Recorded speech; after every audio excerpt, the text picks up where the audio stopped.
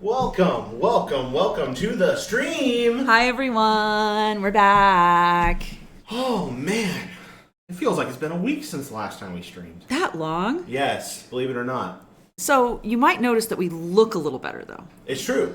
We've got some new camera stuff going on. Last week we were able to try out our different setups for our camera, which also isn't showing. Oh no. But we've got a new phone camera. We've got a new camera for streaming out of there. So we've got some higher definition stuff. Mm-hmm. So it's great to have you all here, and it's great to do another stream. Doesn't look like chat is showing up either, just so you know. Okay. Yeah, just give it a quick check. Such is the problem for when we're trying new things. Uh-huh. We try them out the hard way. Well, that's fine. We're still getting started. People are still Get filing real in. Close and Howdy. Howdy there.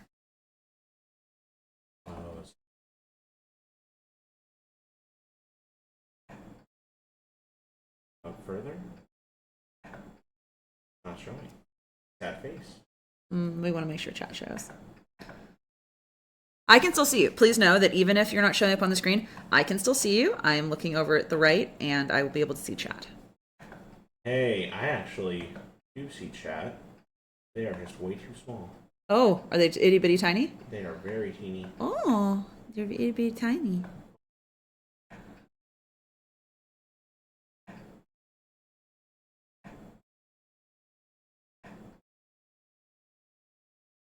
Alright, do a quick tack attack and see if that fixes the stuff. Taka. Oh! Our icons showing up. Okay. Better than nothing. You can move it up a little bit or something. I don't know. There we go. Yeah? How's that? That looks good to me. Cool. We've got that, and now we'll double check our phone camera, make sure we've got our battlefield. We're gonna Cool. switch. Looks like we're good. Let me make sure And that then we everything. can switch back Yeah, and forth I can for see when we're it. ready. Awesome. And this looks fantastic. You look fantastic. Thank you. That was a lot of work. Yes. I think it's time to reward ourselves. I agree. I'm finishing up at Pabst because it's cheap. But today we're going to be drinking some interesting local beer while we do stuff. I have a Czech Pilsner from Old Kaz. And I'm Love drinking, them. Oh, there they go. I'm drinking a Cellar Maker smoked coffee porter, which it just reminds me of playing Magic the Gathering back in college. Folks were smoking and doing all the irresponsible things As one does. in college. In college. But we got PAX here in front of us today. So what are we doing today, Aaron? Well, we enjoyed I enjoyed.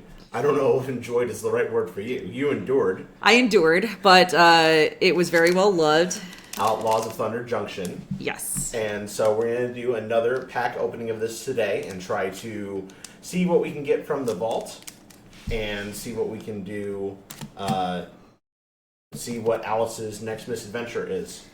Yeah, but first we're going to open a pack because we like starting with that. Yep, and this week we got something very special. Yes. We got ourselves a Strixhaven collector booster. Ooh. So that means we've got some really great hints and opportunities at opening some Mystical Archive cards. I'll flip that upside down here in a second because it looks like our camera's upside down for there. Oh, is that? It's fine. Yeah, it's fine. It's fine. So we'll open this, and then at the very end, we'll open another mystery booster and call it a nice little stream. So we're expecting to be online for maybe about two and a half hours. 2.5 at least, I would say. And we'll just have a grand old time. So feel free to hang out in the chat. Of course, there are games in the Dungeons & Dragons are chat interactive. So we're going to be checking in with you guys if you are here to ask you guys questions, get opinions on what we should do next, and maybe even put you in the story. I'm going to just really quick make sure that there is sound happening. Yep. I'm going to just really quick. That sounds a lot better than it did before. Awesome. Just so you know. Yeah. I mean, we have this big black thing. Yay! Let me finish up my quick swig of this, and then I'll pop this beer, and then shall we start? Absolutely. Cool. Cowboys and Wizards. Cowboys and Wizards. So, what do you know about Strixhaven? I do not. You do not?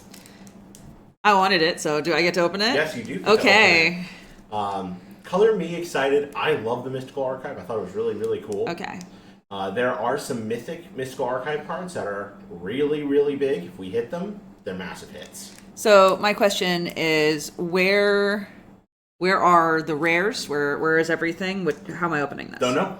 Cool. It's gonna be a surprise. Should we switch it over to card sure. view? Let's get intimate. Let's get down here. Yes. Hello. All right, here we go. This really is the sweet spot. Right over this. All right. Okay, cool. Here we go. Let's see what we get. What are our big hits that we're looking to get from this pack? Mystical Archives are really the big hits. There's a Planeswalker, a new Liliana called Professor Onyx. That's a pretty good hit. There's okay. So I have a token here. Very cool. It's got a little bit of an error actually to it. An error? Yeah, I can see a line down the middle of the printing. So interesting. Yeah. So I think our rare is going to be in the back. Okay, let me just do based a on quick what I check. saw. That's correct. Okay, so we have actually, like as far as tokens go, let me get some fractal. rainbow on that. See? Oh wow. That's gorgeous. And then Pest, which is also rainbowy. That camera, look at how that's picking it up. Yeah. Love that. Okay, here you go. Quality is definitely jumped in the last 2 weeks. Okay, making sure I have that facing the right way. I do. All right. Feel free to talk about things as I pull. Cool. Looks like we're getting into the spirits. We got some black and white here. Ooh, here's a black and white for you. So we've got Ward, pay 3 life, flying, 3/3. Bird Warlock. Love that. Ageless Guardian, 1/4. Nice little vanilla creature. Look at the art on Hunt that. for specimens. I really love. So they have all the different guilds as watermarks there on the bottom. They show up really, really pretty. This whole thing does. And all of these are going to be very, very beautiful. Oh, look at him! So we got Quandrix here, flying Death Touch, 2 mana, 1/1 flyer. Look at him. Little Drake. He's so pretty. I like him. Making sure I'm keeping this held in such a way that everyone can see. Igneous Inscription. So what's really exciting, well, none of these cards are in standard anymore. The Learn mechanic, which allows you to go get a card from your sideboard and put it into your hand, is really cool. Being able to just, you play this and you automatically get a free lesson. Ooh. Turtle Druid. Quandrix Cultivator. And now we are decidedly onto our rares. Oh, yeah. Well, no, these are uncommons. Uncommons. Excuse me. Now we Now, this early? Yep. Dang. So this is a lesson. This is one of the cards you could go get for free off of a Learn card. Discard any number of cards, then draw that many cards. If there are 7 or more cards in your graveyard, create a 3/2 red and white spirit creature token. Yes. Baleful Mastery. Okay, so this is a card I've actually seen in Cube a handful of times. It's an enjoyed card. You can pay it randomly for 1 black, 1 colorless. And if you do, pay it for the cheaper cost, the opponent draws a card. Otherwise, 4 mana, exile target creature or planeswalker. Gone forever. Bye-bye. See ya. Ooh, alright. So now we've got a commander card. This is the Vampire Warlock. It is a menace. Is it borderless? Yes, this is a borderless card. Interesting. It's so dark, it's hard to tell if it's borderless. And it's not shiny. No, it is not shiny. Whenever you gain life, you may pay a black mana. If you do, return target creature card from your graveyard to your hand. Not bad. Not amazing. No, not the best, but certainly not the worst. Absolutely. Oh. Spoilers. All right. Fervent Mastery. We got another alternate cost card. If we pay the alternate cost, an opponent discards any number of cards, then draws that many cards. This allows us to search our library for up to 3 cards, put them into our hand, shuffle, then discard 3 cards at random. It's gambling. Gambling, my favorite. Yes. Here we go. And now our first Mystical Archive card. Wow. Standard staple, all-around, all-star magic. Shock, 1 red mana, 2 damage to any target. I'm also going to check really quick to see if there's no lands in this, yes? Or there is? I don't think so. There might be. Let's check to see if this is kind of a... Nope, not a land. Okay. Just checking really quick. Ready? All right. Ooh, it's in Japanese. Okay, so this is a Japanese Mystical Archive card. These are the rare ones. Like, really, really rare ones. We'll have to try to price that a little bit, I'll be maybe. really honest. I have no idea which one this is. Really? If I had to guess, this is Rampant Growth. Allows us to search our library for a basic land, put it into play tap. If you're watching right now and you know for a fact what this is, you can tell us and we'd be very grateful. I'm going to hold it up so you can get a... Excuse me as I get used to positioning. There we go. Look at that. So you can get a better look at this. If you know what this is, just from looking at it, shout us out in the chat. Let us know. We'd love to hear it. We still have 3 more cards to go. We do. All right, here we go. Oh, I see 2 very shiny things. All right. Boom. Okay, so that's a little bit of a miss. It is a shiny shock, which is cool. But nice Mystical Archive card nonetheless. It's really gorgeous art-wise, but, it's not quite what we're looking for. Mm-hmm. Last but not least... Ooh, another Mystical Archive card. Approach of the Second Sun.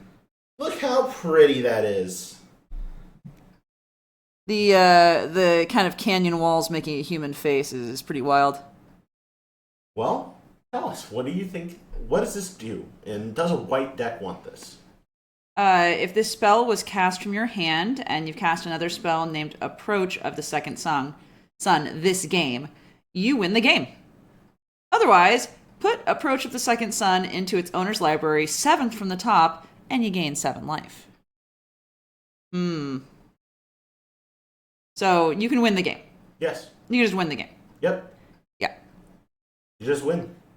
You just win, baby! Alright. What do you think? I think that's a great one. This is very sought after. Approach to the Second Sun's always good. I'm going to definitely put this right into the cube because this is so pretty. It's gorgeous. Look at that. Well, I'll take a moment to also shout out Jedi Head and Cling Harry. Thank you so much for tuning in. We'd love to see you here. Feel free to comment in the chat. We are watching. We will see it. We'd love to hear from you. What do you think? This is my first time opening this specific kind of pack. So... Well, I really hope that this is a Rampant Growth. Because you want it to be? Yeah, I want it to be. It says it's a rare, though. See how it's got this... Yeah, I do. Rare there. So I'm not sure if they put Rampant Growth at rare or not. If not, I have no idea what this would be in a colorless and a green. But these are pretty nice. I mean, yeah. These cards, fine. But I'm happy with the Mystical Archive pulls, so all in all. It's not a Time Warp. It's not... Channel, but I think they're really good. And I mean, we could have gotten the Demonic Tutor. Does this pack pay for itself is the big question. No. Not at all, right? Not at all. So for the money, is it worth it? In general, these are going for $45 each at our local game store. You can probably get them cheaper on places like TCG Player. Yep. For $45, no. This is a terrible pack. Terrible pack. Womp womp. But I think it was still fun to open it. Okay. All right. Should we switch back to just chatting for... Sure. We can switch back. Because it's about time. It's about time for me to... Break the seal. Break the seal. So, we'll put this aside. This is going to be special. Yep. Put this here for any dice rolling needs. What we're going to do is I'm going to talk about this really quick. We're doing another Broken Seal campaign. We're going to be focusing on a character that Priest had last time. You better stop that. I'm working on it. We're going to be working on this. We have never done a repeat campaign before. We're looking forward to it. I'm excited to do it. Hopefully you're excited to do it. I am excited to do it. It's all going to be based on this pack of cards. I don't know what's going to happen. I'm not planned in advance. I have no plot points. All I'm going to do is open this. I'm going to look at the top 3 cards. That is going to help me decide, okay, that's where this campaign is going to go. And then every 5 minutes or so, I'm going to pull a card, and that's going to dictate what happens in the game. I'm going to have to tell the story, make it cohesive, fly by the seat of my pants, all based on this. I don't know what's going to happen. Mm-hmm. This is a challenge for me, and it's a challenge for you. Absolutely. Now, last time on Outlaws of Thunder Junction, Alice Marston was trying to win a contract to become the mercenary of the city. She'd been a rooftop assassin in the past, but she wanted to basically be the mercenary sheriff of this city, Wyatt Earp style. Absolutely. She succeeded in doing this, as well as scaring the shit out of the mayor and making best friends with Momi. Yep. Who is Alice's kind of deputy right now. Yeah. You shot your horse. Yep. You shot the bad guy. Yep. You shot lizards and birds. I shot a lot of things. You shot almost everything. That is how you solved your problems. You just shot things. Yes. Bang, bang. And somehow you rolled so well that you did away with like a lot of the boss fighting and stuff that I was going to have planned for you when I looked at some of the cards. It was pretty devastating. But you liked being Alice so much, and you liked this campaign so much that you wanted to continue it. Yep. We've got a collector booster box of Outlaw Thunder Junction. We can go through a lot of different episodes of this. I think it's going to be... I'm going to have a lot of fun with it. I hope you guys will enjoy it too. If Momi ever comes back into chat, Momi subbed. This is something you guys can learn. If you sub or if you donate, you can actually help dictate what happens in the plot, and I will write you in as a character. This is a character that somebody just donated, and all of a sudden, they've been a character that is now going to stay in this. Yes. You got to stop that. I'm working on it. Okay. So to start, what I'm going to do is I'm going to open this. Whatever the token is, I'm going to put that aside as some sort of future treasure. Then I'm going to look at the top three cards. I'm going to take a couple minutes to think. If you need any reminders of what your stats are, they're over here. Any other characters. Ilswyn doesn't matter anymore because you shot her in the head. Yep. So yeah. I definitely saw my horse as a motorcycle, not a pet. You shot it in the head. Yes. Yes. I think tonight we're going to use this Bloomborough dice. Ooh. It's real pretty. The dice you had last time really did you right, gotta tell you. And I'm going to be using this wonderful Dungeons & Dragons dice that was gifted to us by Drag Queens. Yes. Which, love that. Las Vegas Drag Queens were great. All right, let me see. Cool. Oh, that's right, you have an owl. I almost forgot. You have an owl. Yep. We have Strix. Strix the owl, that's right. Okay, I'm going to put this aside. Okay. And I have an option to use either side of that in the future, and I will. Correct. Okay. And I'm going to look at the first three cards. Okay? 1, 2, 3. And that's all I'm looking at. Then this is going to live here. And whenever I need to change the plot line, I'm going to draw from there. Okay. You go ahead and talk to the chat for a moment or two, say hi, and let them know how you're feeling while I figure this out. Yeah, one of the things I'm really excited about, in addition to just the outline, the campaign themselves, I'm really excited for the cards that we could get into this from the vault. Not like from the vaults, the old Magic product, but there is a type of card that has the... Now you're yawning. Yeah, because I thought about it. Now there is this actual vault card that you can get in collector boosters of Outlaws of Thunder Junction, and you can't find them in any other booster pack right now. And so there's a lot in there that are really cool. There's a synthesizer that's really cool. There's the first ever card of loot, very exciting. The Japanese card is Weather the Storm. That's a great one. Oh my gosh, Popper All-Star. Thank you, Lasagna. I really appreciate it. Popper, huh? Is it Popper, though? Yeah. All right, well. It's a storm card that for every spell that you played this turn, you gain 3 life. All right. All right, I think I know what I'm doing. You know what we're doing. I think I know what we're doing. All right. Okay. Okay. Let me have a sip, and let me set our scene. Okay. We set the scene. In fair Verona, we lay out. In fair Sandalwood. Fair Sandalwood. On the outskirts of Thunder Junction. On the outskirts of Thunder Junction. repeating what you say. Anyway. You ready, chat? Here we go. Alice sits outside of the sheriff's office in a rocking chair, slowly moving back and forth. The day is warm, it is dry, and she has had no sign of any crime in town for the last 6 months. Ever since she has become the mercenary for this town, there has been almost no crime. Word of what she has done has spread. The organized crime that the mayor was clearly involved in has been quiet and not in the town. And you have done pretty much nothing. Momi went away to Thunder Junction, came back recently, and Momi has now decided they no longer want to identify as a big strapping man. And now Momi is going to be identifying as a woman, so this doesn't make your relationship any less fucking weird. Mm-hmm. You guys still obviously have some tension there. Strix perches atop your shoulder, looking out at everything. Strix has really been your eyes in the town, and because Strix hasn't been freaking out about anything, it's pretty clear that there's nothing really going on in town. Strix just is hanging out. Now, as you're sitting there, rocking on the porch, enjoying your laurels, how are you feeling? I'm feeling like maybe my life has calmed down to the point that I can adopt a horse. Okay.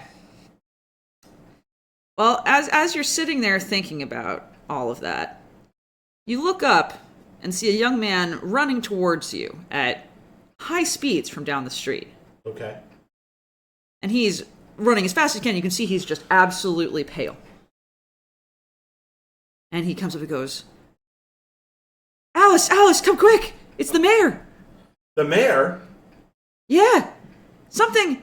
And you see him get even more pale, a little bit of green around the gills. Something happened to him. Oh, shit. Let me just get up out of this chair.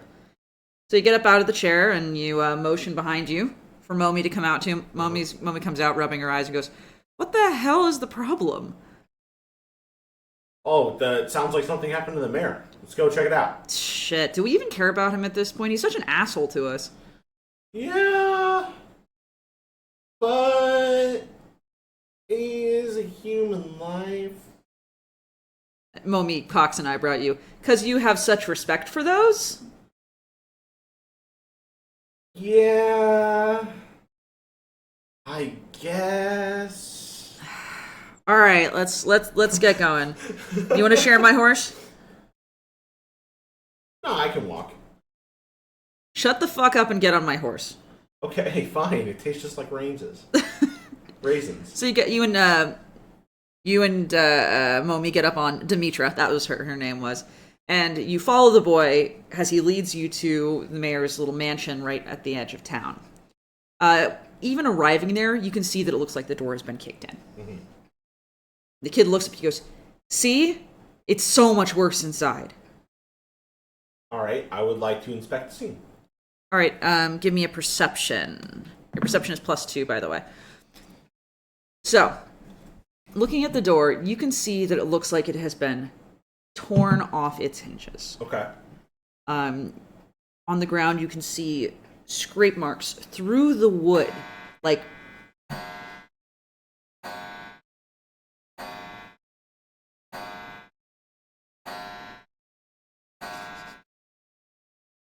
Okay, now that we're done with that. Turns out, wind-up clocks, not great for streaming.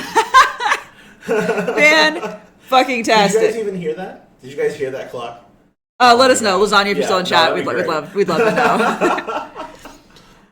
So you can see, like, claw marks through the wood leading into the house. Mm-hmm. You can also smell this kind of strange musky smell, almost like a skunk, but not quite as putrid. Got a musky husky. Momi looks at you just blankly. What? It smells in here. Yeah. Okay. Do you want to go upstairs? I mean, what are you implying? Just shut up and go. Okay. I'm going to follow the claw marks. All right. You climb down off your horse, and as you go towards the front door, the kid looks up and he goes, just be careful in there. It's real messed up. All right. I would like to follow the scratches until I find something shocking. Okay. You go inside and immediately see a tipped over vase, a tipped over coat rack. It's like something just went through there, tearing at everything. Is the vase shattered? It fell to the ground, so it's shattered. Okay. And you can see that like the path of carnage and the claw marks lead up the stairs. Okay. You listen intently, and for a moment you hear what sounds like growling. No sign of human voices, but you hear this awful growling noise. Can I do like an animal knowledge check to see if I recognize? Is it like a dog? Is it? You have just knowledge, just regular knowledge. Okay. There's a +2 to that, so. Okay. Let me see. Okay. You are aware this is an animal. You're aware that this is an animal probably up to your thigh at the highest. It looks like a small animal, but with big claws. You have a suspicion that you think you know what it is. It's a mammal, it's not a reptile.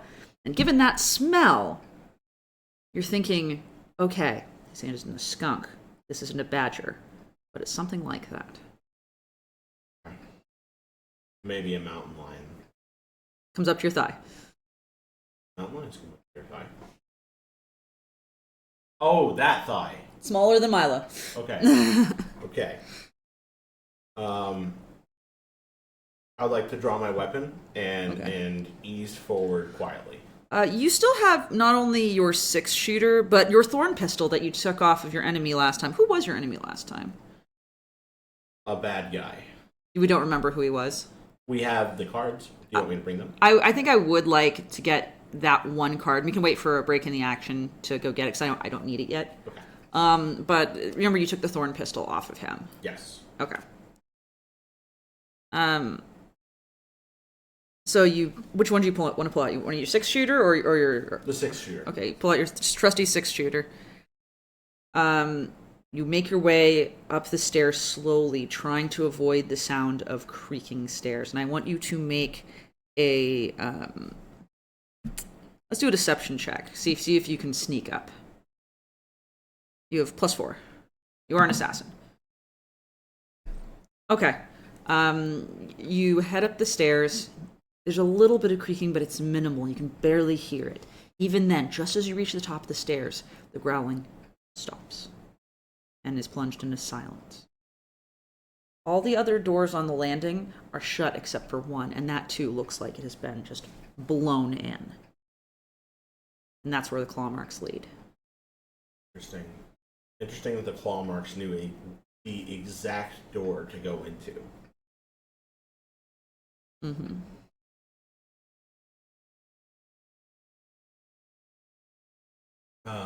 I'd like to share that with Mommy. Like, Momi's outside. oh, so it's just me. You didn't invite Momi to come inside with you. You also didn't invite the child to come inside with you. You just went in. That's fair. I want to make sure they're safe. That's why, huh? Is that really why? I spaced it out. Okay. Which is, to be fair, is on character for Alice. Yeah, very, very on character for Alice. You okay? Yep. Okay.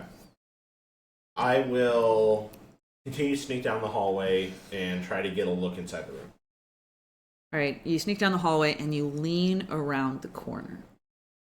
And I want you to give me a perception check. Okay. That looks like a 13. Yeah, that gives you a 17 overall, so that's fine. Okay. Lean around the corner, and what greets you initially is the blood. Ooh. Across the walls, you can see spatters of what look like arterial spray. Okay. You're not aware of this term, but you're aware that it looks like gushing blood has hit the walls. Yeah, it looks like when I shot a neck that one time. It looks like when you shot a neck that one time. Correct. That is exactly what it looks like. So you look at all of this, and you kind of feel this sinking sensation as your eyes follow past the bed, the sheets raked into pieces, blood all over the bed, and you see the crumpled form and the back feet sticking out from under a table of where you're certain is the mayor. Okay. And he is not moving. On top of the table, you notice a small, furry sort of lump. It's absolutely still. You'd think it was a stuffed animal, except you can see a slow rise and fall as if it's breathing heavily. Comes up about a little bit above your knee, and it is looking directly at you. And you realize you are face to face with an irascible wolverine. Okay. Sure I'm facing that the right way. That's upside down. Yep.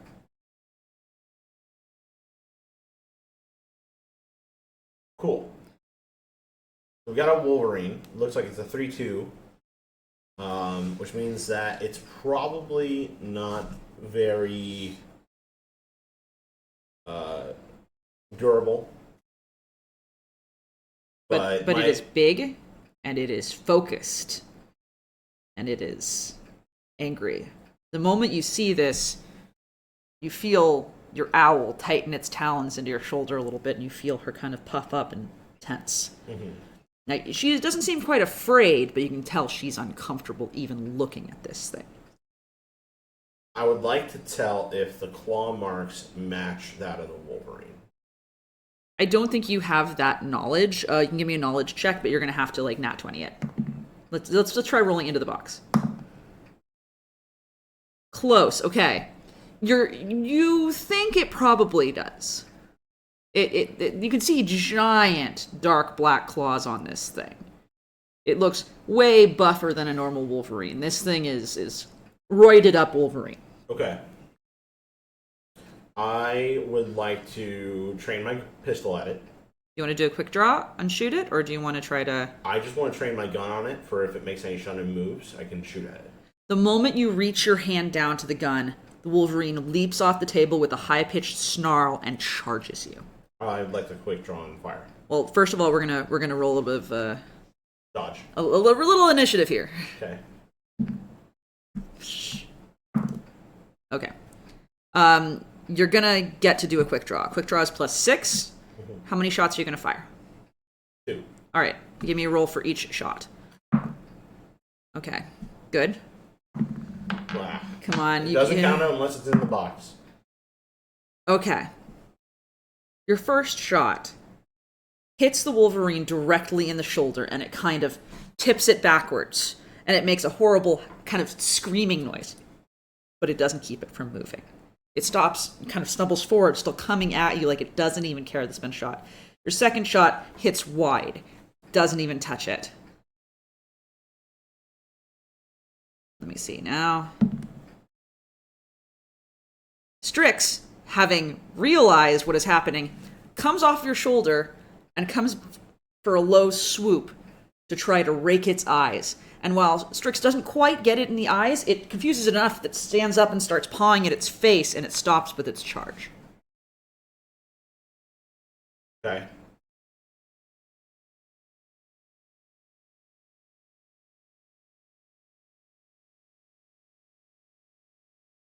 What do you want to do? At this point, I'm trying to assess.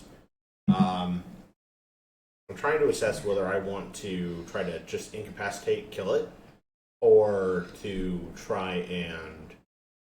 If it's a non-magical Wolverine, which it seems weird to me that a Wolverine would be able to go in, pick the first door, the right time, come in. I feel like there's some sort of enchantment strangeness about this Wolverine. It is a roided up Wolverine, for sure. So that almost says to me that it was made in a lab, or it has been enchanted, or you are in a land possessed. where there's giant crabs that live in canyons. Yes. So a roided up Wolverine is not totally abnormal to you. But would a not roided up Wolverine that's that strong or that smart. That would be the weird thing for you, not the fact that it was buff. Yeah. Yeah. If we kill it, we can't get an idea of like its enchantment. Says who? Says my experience in role playing games. So if you kill it, you can't talk to animals. No, I can't. You had enough time trying to talk to Strix, if you recall. Yes. And this Wolverine is not willing to endure my bullshit.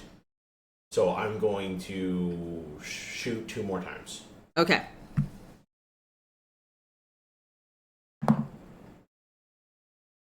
Okay. Can you... Try holding it like this when you... Yeah, just so you know. When you roll it, just so it doesn't pop out of your hand as easily. There you go. So you've fired twice. Yes. All right. Your first shot hits the same shoulder that you hit last time. And it again spins the Wolverine. You can see there's blood dripping from the Wolverine. It's obviously very injured. Your second shot, again, hits wide. It hits the wall. And you hear kind of this call from outside. You need me up there?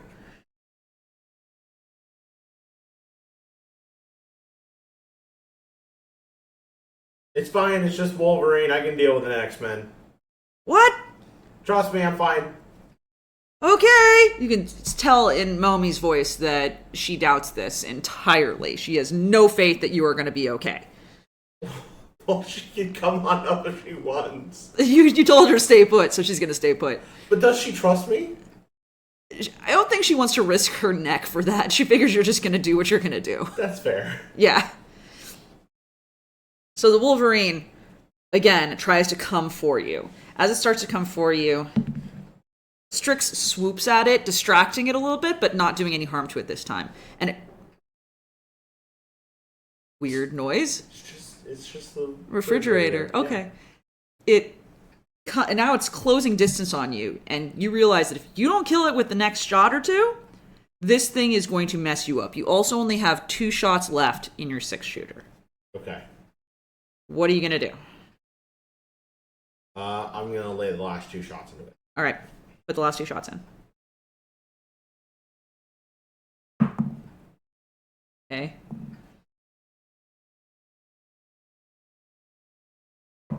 Could you? It's not hard. That's a 1.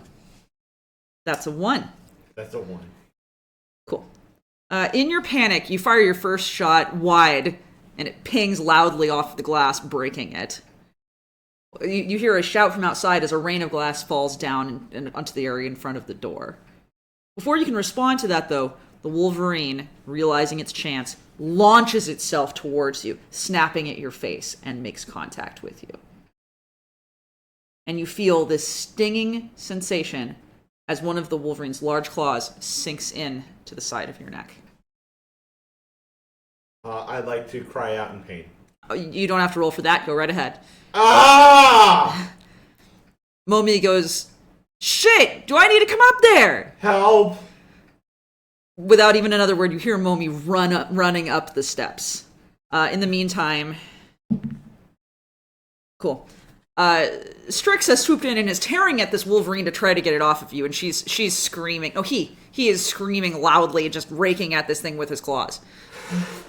The Wolverine lets go and turns to go after Strix. I want to pistol whip the Wolverine. All right, you have no modifiers to that. You can try to do it though. I swear, get closer to the box. 9. You beat at the Wolverine with the pistol, and you actually do make contact with it. It does not care. This Wolverine is fixated entirely on Strix at this point, and it lunges for Strix.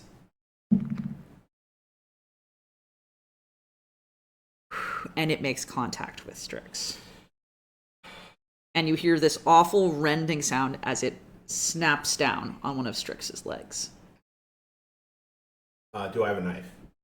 You do not. You still have your thorn pistol. But your thorn pistol is it literally is like, it's got a shot in it. Remember, it's poisonous too. The thorn pistol poisons.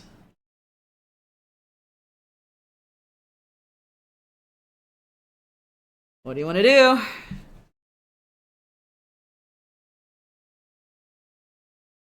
Can I quick draw the thorn pistol like directly to the face of the Wolverine? Like, because it was literally on top of me and now it's attacking Strix. Well, it's facing away from you. Because it's going after Strix, who was raking at its back.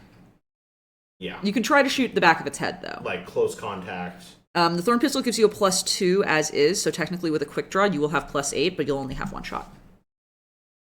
Deal. All right. I don't want Strix to get hurt. Strix is already hurt. Hurt more. Okay. You quickly pull the pistol, put it against the back of the Wolverine's skull. Bang. Is that what you say? Oh. Don't hurt my bird. And you pull the trigger. The thorn impacts the back of the Wolverine's skull, and its body goes all rigid, and then collapses onto the floor. All of its claws continue to twitch for a few moments as the poison courses through its veins, but it's clear the thing is already dead. Okay. Okay. I would like to inspect Strix for damage. All right. Give me a quick perception check. We'll see what you know about this. Okay. You can see that Strix is bleeding. And it looks like one of his legs is broken. Like the bone has snapped. It's not hanging off or anything, but it is very clear that this Wolverine's snap managed to break Strix's leg. Okay.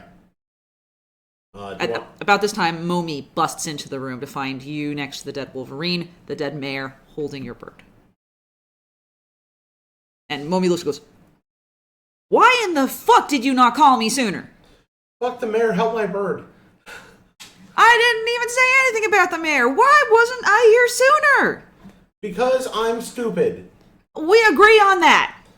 Momi runs over to Strix, who is puffed up and looks really defensive about anyone touching him.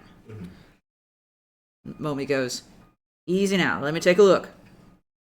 Immediately, Momi goes, "Yeah, it's busted. I don't know if we take him to a doctor or if we just patch him up or amputate. I don't know what to do. This is a bird." Rules of normal legs applied to birds, right? Like, we can splint it up. I suppose we could try that if Strix will let you do it. What do you think, little buddy? You think I can try and help your leg?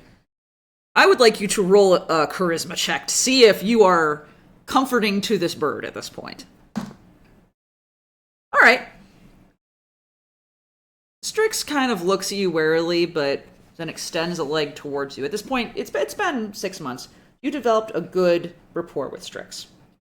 And he is a lot more comfortable with you than he used to be. So he extends his leg to you and kind of looks at you like, "You fuck this up, I'll kill you." Okay.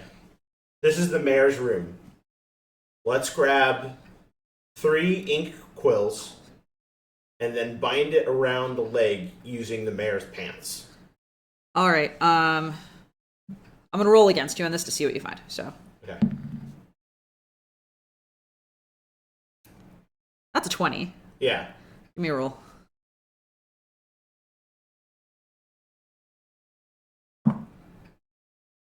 Still pretty good, I'll say. You have no idea how to do a splint, you realize. And you realize this as you're patching Strix up. And Strix is snapping at you and seems really upset.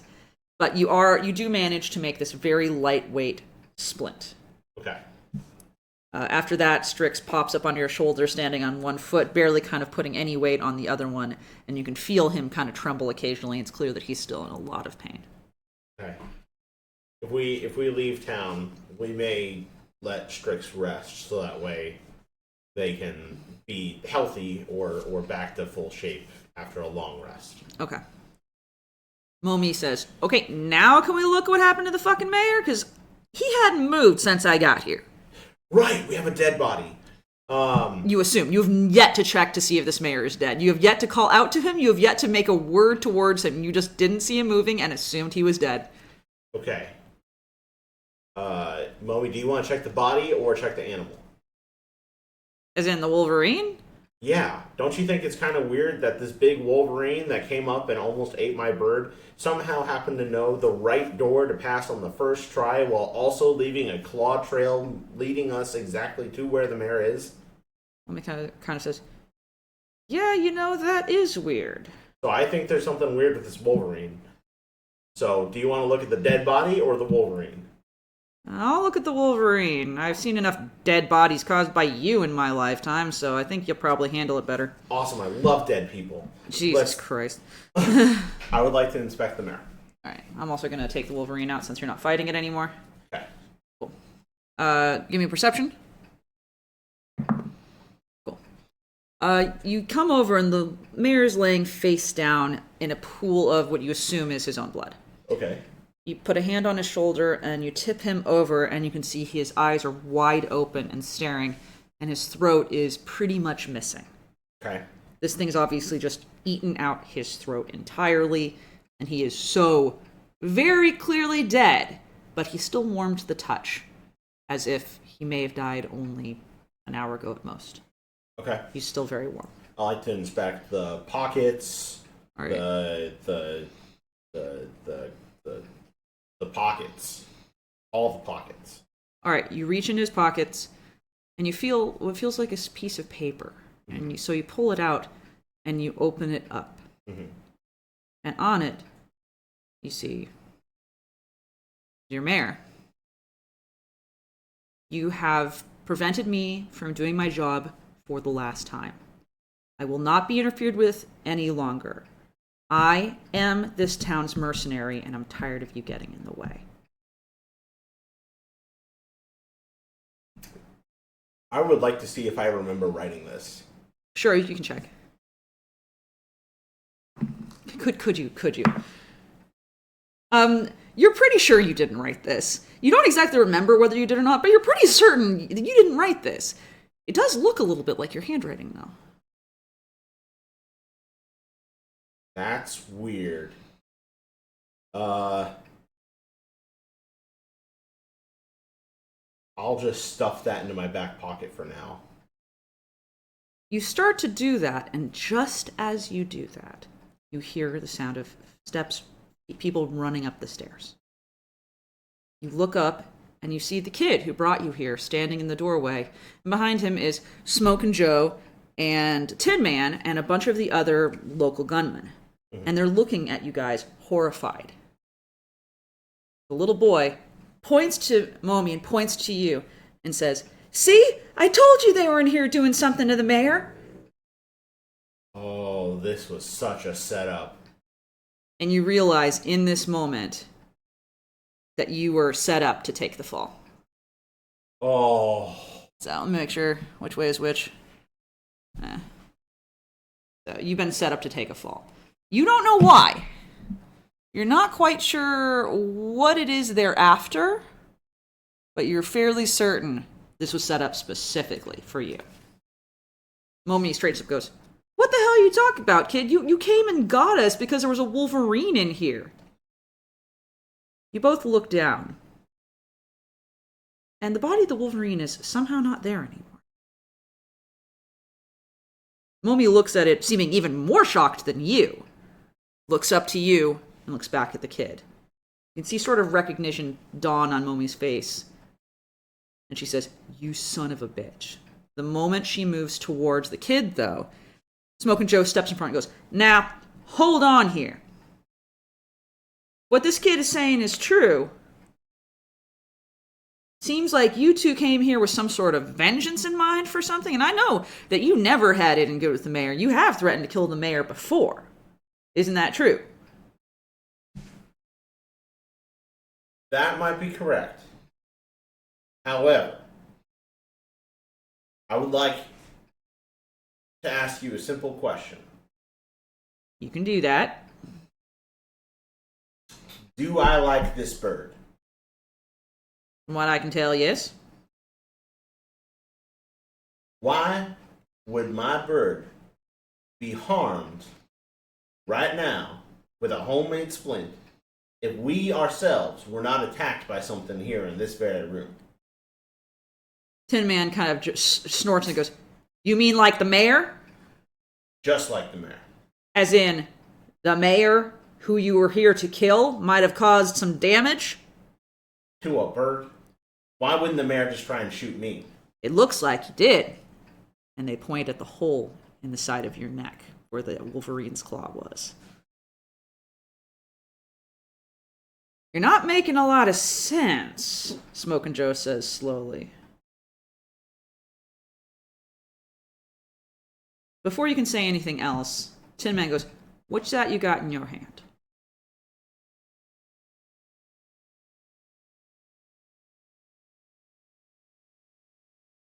Now, I'd like to keep that to myself, if you don't mind. I'm thinking we do mind, says Smoking Joe. Because it seems to me this kid says he heard Mayor yelling for help and saw you go inside. Now here you are. Looks like there's been a fight. The mayor looks to be very dead. And now you're trying to hide something from us? I think we do mind. I think you should give me that. Let's review the facts. We're trying to. The mayor's throat has been gutted open. Torn open. Torn open. Could that have been by a bird who broke a leg in the process? That's typically not how legs work. And also, correct me if I'm wrong, I solve all of my problems by shooting them. No, you solve all your problems by trying to shoot them and the bird cleans up your messes, Tin Man says. Momi opens her mouth as if to say something and then immediately shuts it again.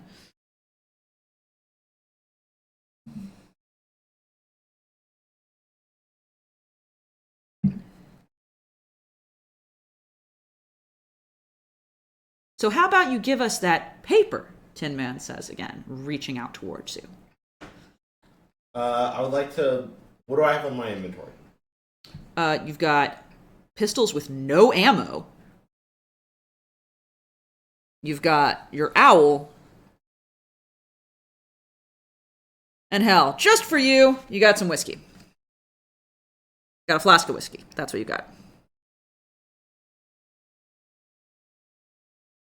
All right. I like to take my owl off the shoulder. Mm-hmm. And look at her. Him. Strix's boy. I like to say, you should get out of here before it gets too gray. Gets too rough. Take this with you. Gesturing to the note. I would like you to roll charisma to see if you've convinced this owl, who is genuinely injured right now, of anything. Mobius goes, "What in the shit are you doing? Just give them the paper. We didn't do anything." The owl also stares at you with an expression that says, "What the fuck are you doing? I don't want to go anywhere. I'm in pain." All right. Then it's time to dispense with the silliness and be serious here for a moment. When we approached this scene, we were attacked by a wolverine that seems not to be here anymore. A wolverine, Tin Man says with a snort. And while I understand that sounds silly, who else in this room has not experienced some sort of magical nonsense that's happened in their time? Everyone is quiet. Now, when I entered this room, I found a note on the mayor that I did not write in my handwriting. Which is this note. Smokin' Joe says, "Yeah, the one we've been wanting to see. Would you hand it over?" I will give it to you. All right. Smokin' Joe takes it and opens it up, reads it. "This doesn't exactly paint you in a nice light. It makes it sound like you'd given the mayor a warning and you were coming here to do something about it." I understand that. Also keep in mind, we've had no crime for 6 months. What exactly would the mayor have been stopping me from doing? "We all know the mayor's corrupt and on the take," Tin Man says. "He's probably the only one doing crime in this town. At least he's been doing it quietly, but doesn't mean he's not been doing it." I don't care. "Pretty sure you should, considering this your job, like this note says." Right, but he pays me. "Well, yes, actually the city pays you. The mayor shouldn't be." Well, that's not what the mayor told me. The mayor's been paying me directly. As, like, the person who signs the check. That all sounds shady as hell, too, you know. Why would I shoot the person, kill the person that was paying me? We didn't say you did shoot him. Right, it's the owl. So the owl did it. No. Because you just said he did. No, I'm clarifying what your story is. There's a big difference. Our story apparently might be the truth. Now, I think you should come down to your office and we should talk about this. With maybe some more of the guys. I understand that. However, I would like to investigate who killed the mayor. And given that you are the prime suspect, You're not the one who should be doing the investigating now, should you? Says Smokin' Joe.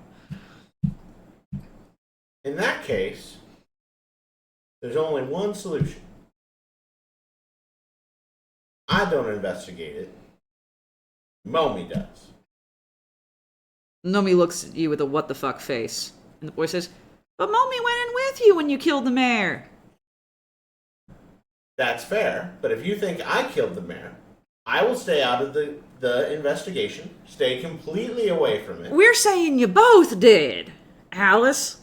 Okay, now is it going to be the owl or is it going to be the owl's owner? You can't also then include the owl owner's friend. We can too if you all did it together. Come down to the fucking office with us and let's talk about this with a lot of us there so we can try to see if there's any chance in hell that you're innocent. Why are you resisting? Sounds fine. Let's just do that. Momi shoots you this just dagger-filled look as you start to exit the room. What the fuck are we supposed to do? There is evidence everywhere here that we fucking did this. There's no sign of whatever Wolverine this was. Seems to have evaporated into thin air. I'm working on a plan. My plan currently consists of 0 steps. Do you have any suggestions for steps? Well, step 1, let's get Momi whispers very quietly, let's find a way to get away from these people so that we can figure out who did this on our own. Because right now, everything in this room says we did it. And we're not going to be able to prove otherwise sitting in your office. Sounds like a good plan. Then when we get on the street, I'll make a distraction. You call your horse. My horse is just standing there. He's ground trained. She is. Perfect. Then we'll get on your horse and get the hell out of here so we can figure out what happened. It's as good a plan as any. All right. As we walk out of the building, I would like to continue to take more. I would like to see if anything else has disappeared. The claw marks. Are they still leading to the right door? You notice as you come downstairs that the claw marks are non-existent. Okay. You can still see the vase is still knocked over and shattered. The coat rack is still knocked over, but there's no sign that an animal did this. You don't even smell the musk of this thing anymore. Interesting.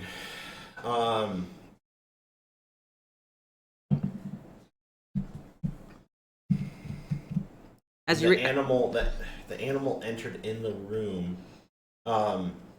Is that child that led us here still there? Oh yeah, he's leading Smokin' Joe and Tin Man out the door in front of you. I would like to observe and examine the child. Okay, give me a perception check. Man, it looks like a little boy. He looks big-eyed and sad and, little boy-like. He doesn't smell strange. He doesn't move strange. He moves like a human child. Other than that, you can't tell. All right. You're outside the door. Smokin' Joe looks and goes, well, lead the way to your office. All right. But wait, what's that in the sky? Everyone looks up, and I'd like you to roll a deception check. Let's go 20.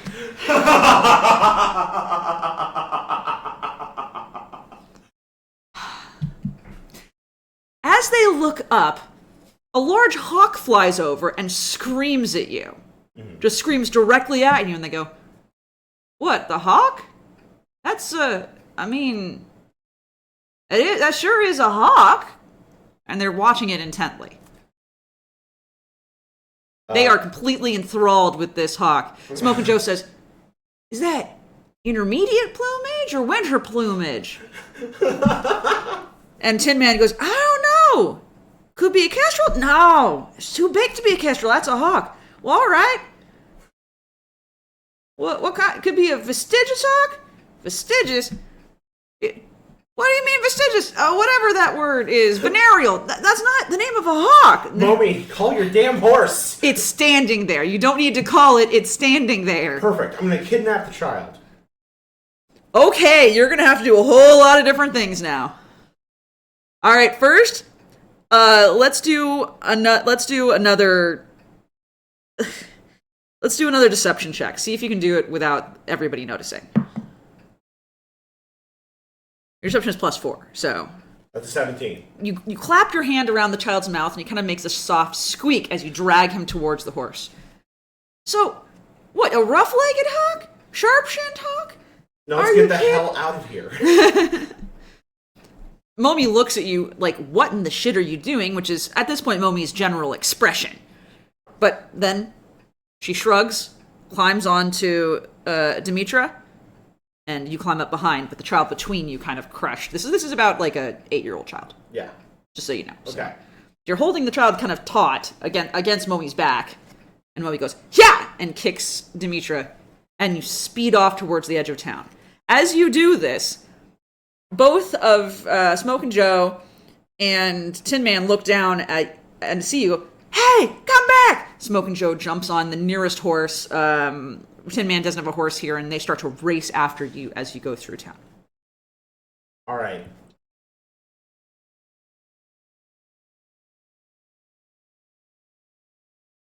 Okay. At this point, I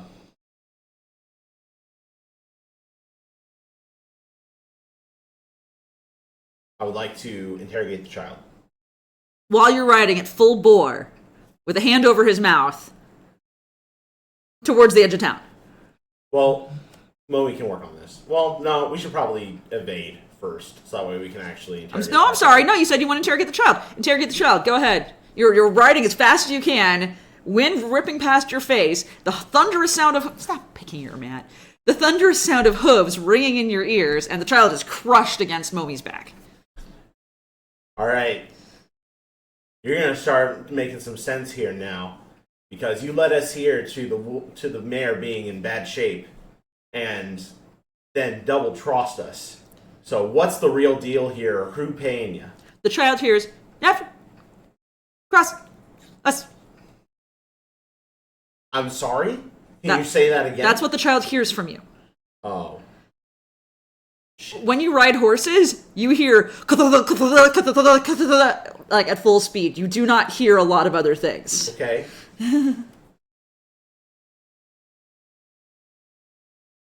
All right. So, what would you like to do? Behind you, Smoke and Joe is tearing after you with a fairly large stallion. I'd like you to roll an initiative.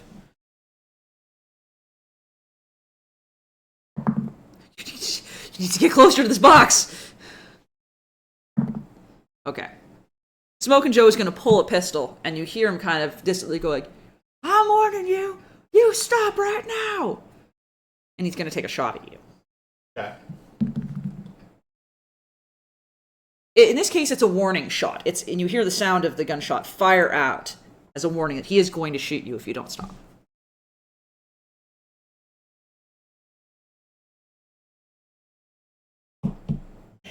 This is rough. You're quickly approaching the edge of town. I would like to attempt... Both my guns are empty. Yep, you shot all of them at the Wolverine. Momi is behind me or in front of me? In front of you, riding the horse. I'm gonna grab his gun. Her gun.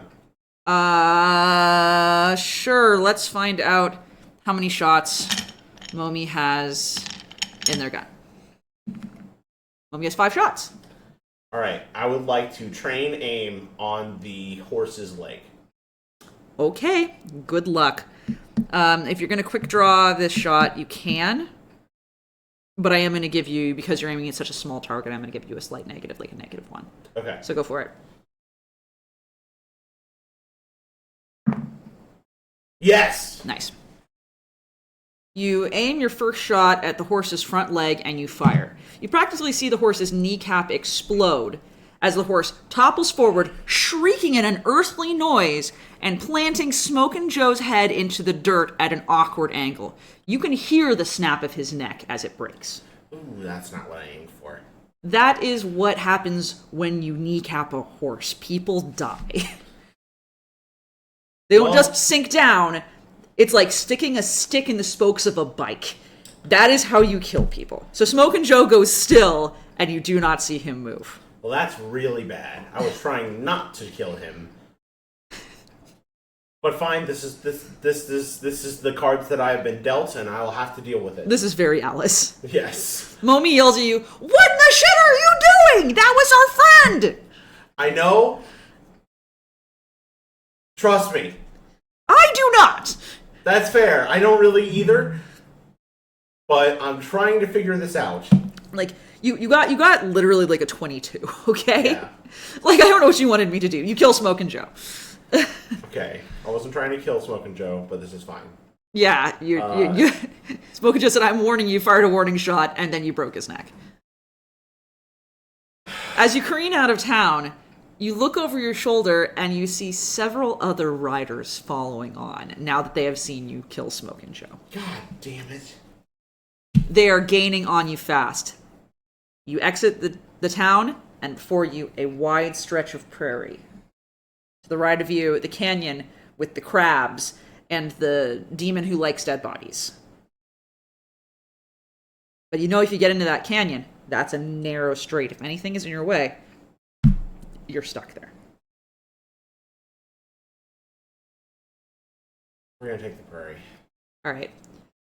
As you run into the prairie, you feel the wind whipping at your face get stronger and grittier, like sandpaper is slowly sliding past your face. You look up, and you see that ahead of you, the air looks like it's getting hazy and gray. It's just our day. More than that, it looks like it's swirling, filled with brambles. And you recognize that a massive dust storm is headed your way. And there is no way you are going to escape it at this point. You hear the riders behind you yelling as they realize they're about to be caught in this too. And a massive tumbleweed storm descends upon you. Oof. That's a fancy little card there. Yeah, making sure it's... Oh. It's frozen.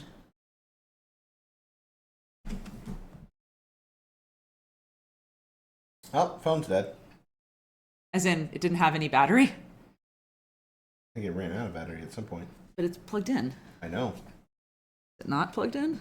Yeah, I just have the battery symbol on it. It was dead. Alright. Cool. Well, I'll do this for now. So you guys can see what that looks like. Hey, Lasagna. Look, it's a card. How about this? How did your phone die? I don't know. Things die. Perfect. Alright. Just like Alice. So, we'll see.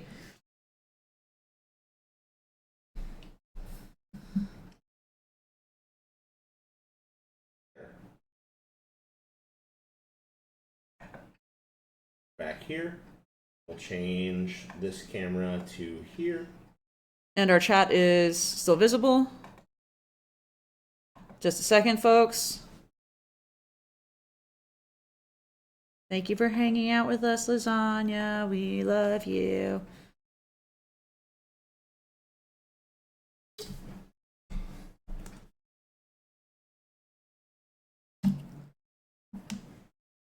Okay, maybe we won't be able to get this guy going again. You don't think so? No, it's probably better to just continue on. You want to try? Because now the laptop's freaking out. That's okay. We'll stick with it as we can. Yep. We have to restart. We have to Roll restart. the punches. Cool beans? Cool. Okay, and I'll just hold up cards over here so we can see them as best we can. Yes. Cool. All right, so we have a Bramblewood storm, or a tumbleweed storm. This storm is swirling around you just incessantly until you can barely see. Meanwhile, Demetra is just thundering onward, and you're hugging close to the back of Momi with this child pressed between you who is very quietly sobbing. Good. This child set us up. Did this child set you up? Or someone has put this child to set us up. Yeah. The storm descends upon you. I'm going to ask you to make an initiative.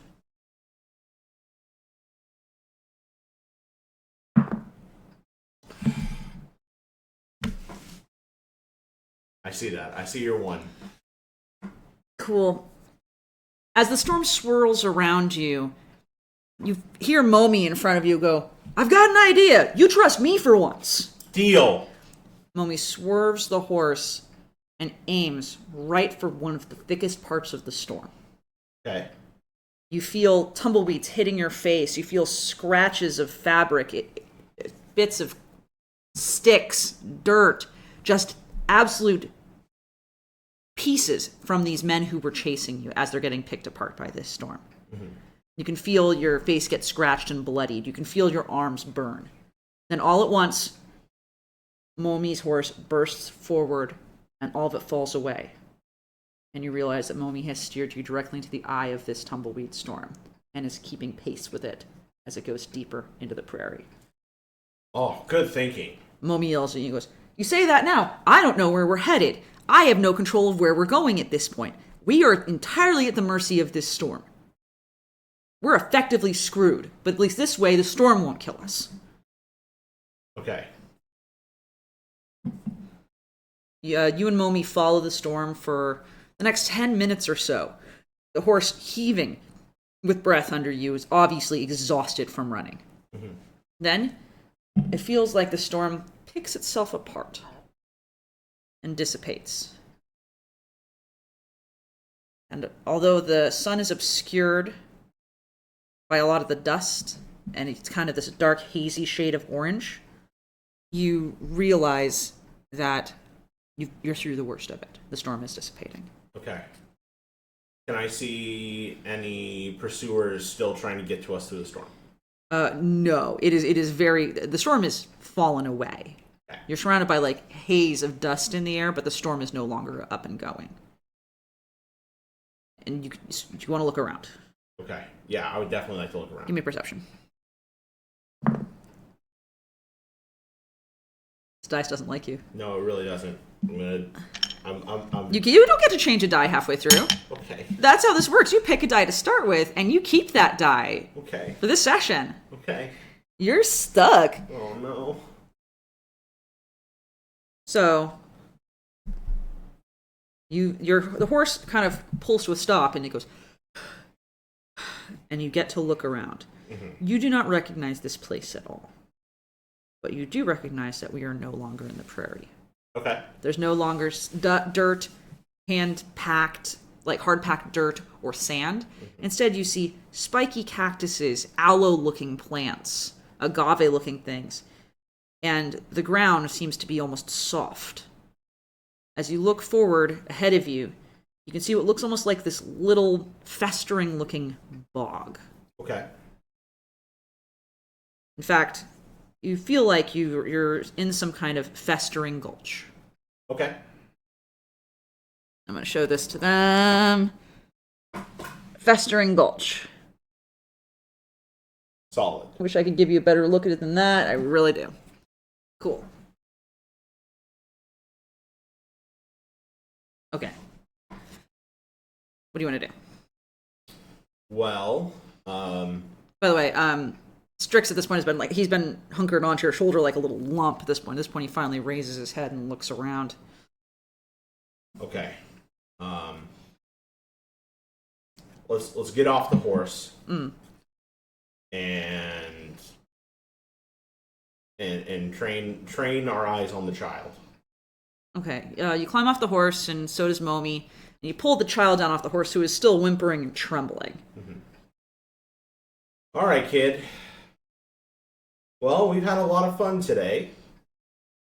You led me to the mayor's place, and we found the mayor dead with a note on him. And then you led the town to us. And something's not adding up here. The kid looks at you with big eyes and says, "What do you mean I took you to the mayor's house?" That's what I thought. So there's some sort of creature imitating you. some sort of shapeshifter led us here, imitating the child. Nomi looks at you, doesn't seem that uncomfortable with the idea. The child looks totally bewildered. Like, look, all I know is you killed our mayor, you killed Smokin' Joe, you led all these people into a storm, and now I'm here with you, and I don't know what to do. What did I do? All I did... Look, I was outside, and this man said that the mayor, I clean their house sometimes, and then I should go check on him because he heard a funny noise. And when I showed up, there was loud sounds and gunshots, and so I ran and got help, and I saw that friend of yours, points at Momi, I saw her run inside, and then the mayor was dead. Tell me more about this man that told you about something going on. Well, I didn't recognize him, but he had this really low voice, and he was really skinny. Really skinny and really low voice. Can you tell me about what he was wearing? He was wearing black. He had a hat pulled down low.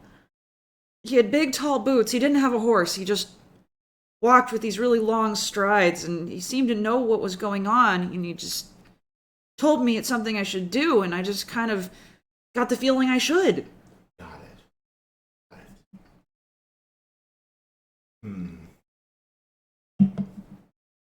And is any of this ringing a bell for you, Momi? Momi looks, he goes, we kidnapped a child. We're going to give the child back. How? We can't even go back into town or else we'll be shot at this point. Well, we're going to make the kid walk. Through the storm? We don't even know which way town is. I've never been here before, have you? I would like to inspect my surroundings. You already have. You don't recognize this place. Absolutely not. I don't know where this place is.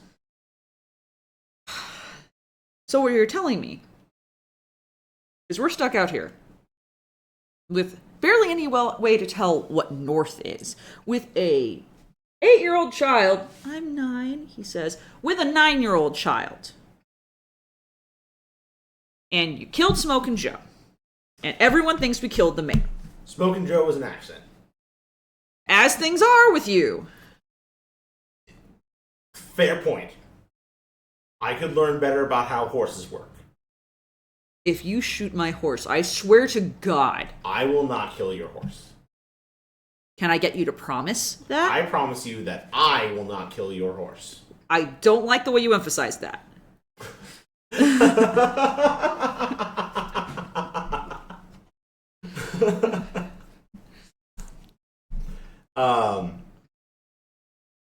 All right, so then we need to figure out a plan. Let me ask you this, little one, and don't worry, we're not going to hurt you. You're gonna have to roll charisma, and then tell me what you say. Okay, give it a shot. All right, listen, little one, we're just trying to figure out who killed the mayor, because on our honor, we did not. And if we can come back to town and show everyone the real truth of what happened, then everyone's going to be okay, and we're going to make sure to keep you as safe as we can.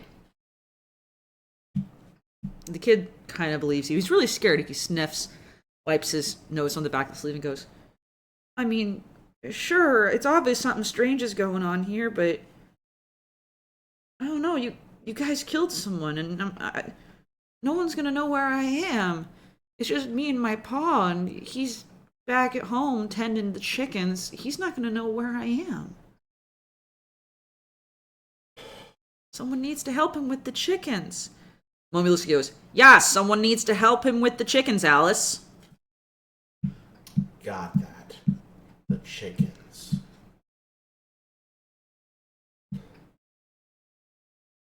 Well, here's what I think we do. Mm-hmm. Where's the sun in the sky right now? Give me a perception check. I want to see if you can see it through the dust. Or if you even know how to tell which direction it's in.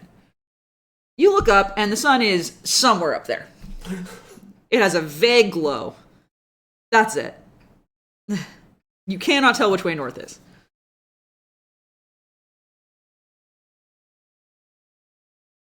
Wow, I put us into a predicament.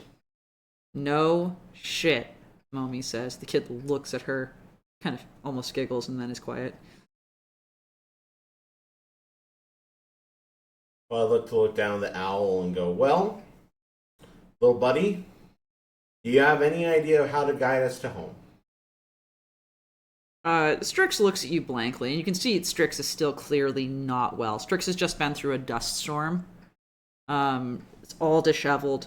Doesn't look like he is in any flying state. And he's still holding his leg up kind of like this in a shitty little split. All right. Then I think we need to rest for tonight. Mm-hmm.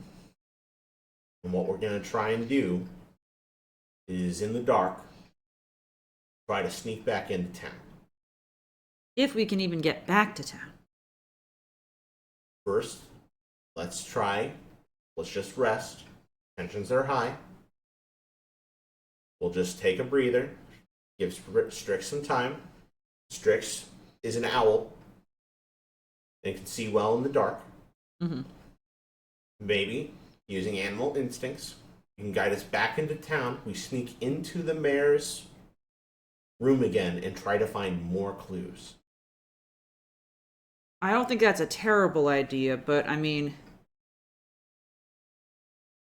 Supposing we could get Strix to at least figure out which way is north for us. Do you think Strix could do that? Well, little guy, do you think you can figure out what north is? I'd like you to roll a charisma check to see if you can convince the owl to fly straight up.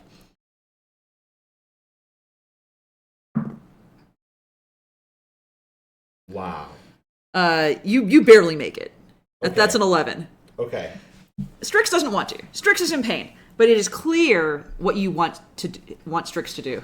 Strix kind of ruffles his feathers and then slowly flaps into the air and aims himself up through the dust. Okay. He is about 10 feet above you when you see a strange, black, flaming object fly through the air towards Strix.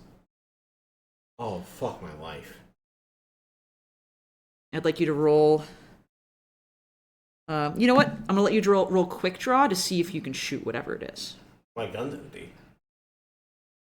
I suppose I had Momi's gun. You have 4 shots with Momi's gun. Okay, yes. You draw your gun, and you fire. And this flaming, now you realize, chain whips back out of the air into the dust a ways away. Strix lets out a scream of distress and flies exactly back down to huddle on your shoulder. All right, we got the body asshole here. And what you saw was a scorching shot fly through the air. Oof. I'll show that. Scorching shot. Very nice. If we have really cool cards, I will walk it over to you guys, I promise. All right. Nomi goes, what in the actual hell was that? It looked like a flaming chain to me. And the only thing that I remember with the flaming chain was that thing that we promised bodies to back in the gulch. I don't know that it's that. That thing had more like a sort of... Okay. That thing had more of like this kind of diseased zombie-like feel to it. This seemed almost ghostly in a way. Like a ghost rider. Sure. It did seem like something just flew out of the air. In the sky. Probably from the ground into the sky. That's fair. And it probably only went after Strix because Strix was becoming visible above the haze. Right, which means the minute we get out of this haze, we're going to be in trouble. What the hell was it? Some sort of shot. Very fair. So what? Are we stuck here? Are we trapped? What do we do? The kid just looking back and forth between you guys in silence. I have an idea. Shit. This one doesn't involve shooting. Yet. Okay. Okay. We just got through this dust storm, right? Sure. Let's all lay down and cover ourselves in dust to camouflage with the environment. And my horse? I promised you I will not kill your horse. Alice, this is a terrible idea. What would you suggest? I don't know. Let's make contact with whatever this thing is. Maybe it's as scared as we are. All right. In that case, then, there's only 3 of us here. All right. And it doesn't make sense to send an animal. Okay. And, for whatever it's worth, human life is very important. Where are we going with this? I think it might be unethical to send the child. I think.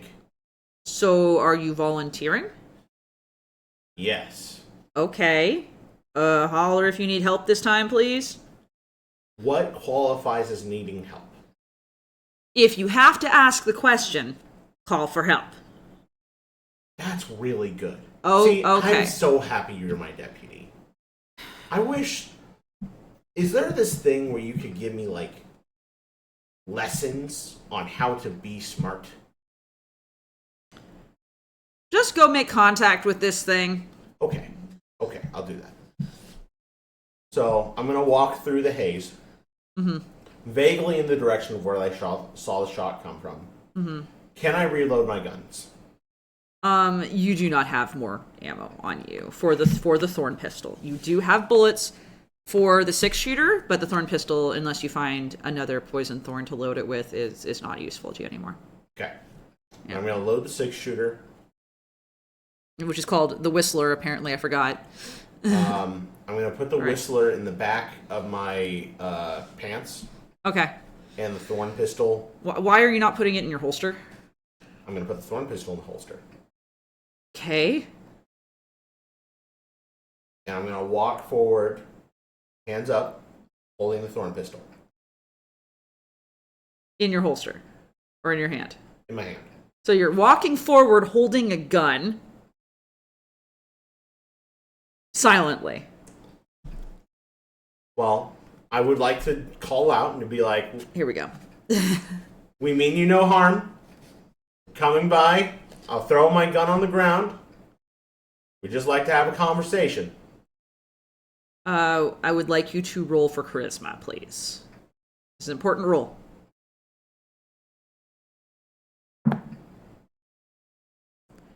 It's 13. Okay. You hear a female voice call out, "That's far enough. I can see you fine." All right. I like to do perception to see them. Okay, go ahead. You need to get closer. Okay. All right. 16 plus. It's 18. Okay. You squint, and you can see this silhouette through the dust as it's continuing to fall away. And this, you can tell this is a slim woman, but she almost seems to glow with this kind of aura around her. And she's looking at you, and you can almost see her eyes glowing this kind of white blue. Okay.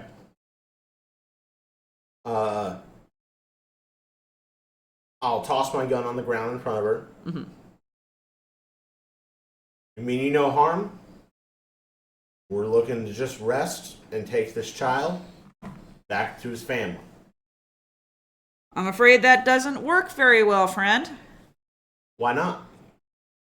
Well, you see, not like you can easily leave this place to go back to your home. That's strange. That implies that we're not in the world? I'm a little surprised you managed to get here at all. I don't know if this storm swept you here, all Wizard of Oz like, or what. But, I come out here to stop people from leaving. And I can see you're not supposed to be here in the first place. To be very fair, miss, I have a very bad habit of falling into problems that I cannot control or understand. Come forward. I like to walk carefully forward, hands still up in the air. You walk forward, and you can now make her out fully. In one hand, she's holding what looks like a flaming red chain, and in the other, a whip, wreathed in what looks like a glowing white smoke. Oof. And she looks you up and down and says, "Nah, you're not supposed to be here for quite a while yet." All right. I can come back later. Well, you'll have to. But, only if you get killed out here. Killed out here. Well, yeah, those who the desert takes. I see. So I'm in the afterlife. No, not quite. I'm in limbo. No, not quite. I'm in New Mexico. Something like that, she says with a laugh. This is where people get sent when the desert takes their souls. Oh, that's very not good. And me? I'm a wrangler of the damned. Oh, that's really cool. In it? That's such a cool card. Here, show the people. Show the people. I love this card. I love shit, this look card. at this. I actually really love this card. This Wow. is like tits cool. All right. Also, hey Hateable Vermin, hey Lasagna, hi Dormy-san. It's really nice to see you guys here. We're sorry our overhead cam isn't working. We wish it would. Yeah, we're gonna switch over to a second webcam so that way we don't have to deal with battery stuff. Yeah, we're sorry about that. But it seems to not be cooperating right now, and it may be because my computer is literally glitching at us. Yeah. So we'll figure that out. Okay. And she looks and she goes, "Now, when I saw your little white friend there," looks down at the owl who's puffed up at this point into his final form, "I thought he was a spirit trying to get away, so my apologies. I realized when you took a shot that that's no way that could be that. See, there ain't no guns here. There's no need. Just whatever I need to wrangle those trying to get away." Here she holds up her whip and holds up the chain. Understood.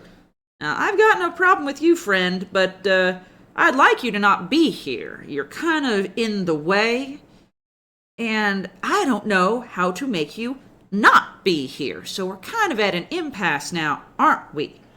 I think instead of an impasse, let's reframe this conversation as an accord. I, too, do not wish to be here. Well, yes. On that terms, that would make us allies now, wouldn't it? Oh, we have a common goal, I'll give you that. If you don't happen to know a way for us to leave, Mm-hmm. and neither do we, well, how about we pool our knowledge All right. and find a way for me to get out of here, along with my associates that are inside the storm still. Now, see, you don't have any associates in the storm anymore. Storm's taken them. Which is why I'm so confused, because I figured that storm probably took you here too, but it didn't take your soul. Now, why might that be? Do tell. I do seem to have quite a negative effect on people. Did you do anything weird in the storm or with the storm? Just to recap my day, I found a dead body, kidnapped a child, tried to save my owl, killed the wolverine, and that was all after breakfast. The storm. Oh, the storm. No. How did you get here? Oh, we ran into the eye of the storm. You stayed in the eye of the storm? In the eye of the storm. And you just followed the storm? Yes. She thinks a moment. She goes, "Well, that might explain it. The storm couldn't take your soul, but you still followed the storm and it brought you here somehow." Interesting. Interesting indeed. As I see it, I think you gotta go to our headquarters. Your headquarters. Well, yes. I see. After all, we have to keep the damned somewhere now, don't we? Now, I may be damn stupid. Obviously. I don't think I'm damned. No. Then why would you be taking me back to your headquarters? Because there's people there who probably know a lot more about this situation than me. Touche. I love trusting people with knowledge. Okay, sure. Go get your friends, and I'll holler from mine. Wait, I thought you said that the storm took them. There are two people who you came here with, not the parcel of people that were in the storm you got taken. Oh, yes. I was talking about them in the storm, that I would like for them to come with me as well, too. You mean the horse, and your friend, and the child? And the bird. Oh, the bird is welcome. I haven't seen a bird quite like him in ages. He's a good bird. And Strix kind of straightens up a little bit, seeming to like this person. Strix, strangely enough, seems to have taken a shine to this Wrangler of the Damned. Good. We'll go fetch him, come back here, and I'll call my friend too. Okay.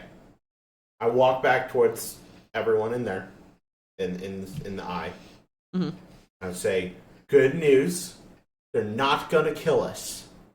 Okay, I'm waiting for the other shoe to drop. They're gonna take us to the headquarters of the damned. The Damned. The damned. But we're not damned. Where in the hell are we, Alice? Somewhere. That does not help me. Okay, so I want you to remember where the town is. Yep, don't know where that is now. That's the idea. We are now somewhere completely different than where the town is. So you don't know shit. No. Okay. But people at this headquarters know things. Okay. And that is more than the nothing we know now. You have a point, but what reason do we have to trust them? We don't. Okay. They want us to leave, and we want to leave too. So we have a common goal. Okay. And they might know for a way for us to leave. And maybe we can even help them find a damned that killed the mayor. I don't know why you'd think those two things are connected.